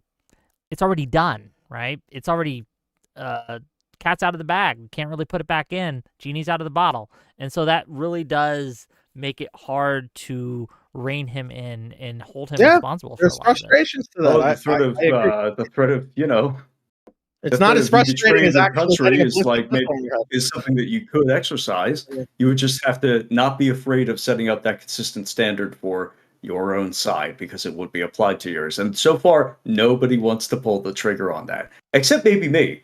Because if you give people the excuse to hijack your brain and say like, hey, as long as I will do anything for you, so long as there's an imminent threat, I will do anything for you, so long as China could potentially be harmed by it, I'll do anything for you, so long as Israel benefits, and maybe we benefit too, then you just give people, from any side of the political aisle, you just give people this easy way to hijack your own brain, and we shouldn't do that. No hijacking brains. Okay, gang, it is almost 10 o'clock, and I have to go to bed, and I thank you all for coming. What do we got coming up? So next week, we're going to have a debate on Sarah the Raging Tomato on whether or not we should follow international law as the United States. I think that in most cases, we should follow international law. I think it's not a bad thing. In most cases, there are a few exceptions I would make. But yeah, tune in for that. And we're going to have some other topics come in. If you have ideas for topics or if you want to debate about something specific, DM me and I can try to set it up. Any last words from any of you before I let you guys go? No? Great. Okay. Love you guys. I just want to say this. God bless our troops. God bless America. Victory to the United States. And you know what? It's a victory to Israel too. Yeah, I hope we win. I do. Even though I don't like the way the process, Iran is a problem and needs to go, and we should win. In any case, look, let me just make this really clear. In any instance where the U.S. interests conflicts with any other nation's interests, I want the U.S. to win that competition, whatever that looks like. If our interests come into conflict with the European Union interest, our interest should come first. If our interests come into conflict with Israel's interest, our interest should come first. If our interests come into conflict with Russia's interests, our interest should come first. In every single instance, in every single situation. If our interests come into conflict with international law, yeah. So I think it is in our interest to follow international law. And it isn't. Here's my closing statement. Put boots on the ground. You guys are going to have to bomb the United States next. Okay. My closing statement is everyone should like the stream. Do all that. Do a channel membership for Wick so we can provide the quality content, and make sure to super chat and subscribe. Yeah, give me money. Like okay, I love you guys. I'll see you guys later. Bye. America first.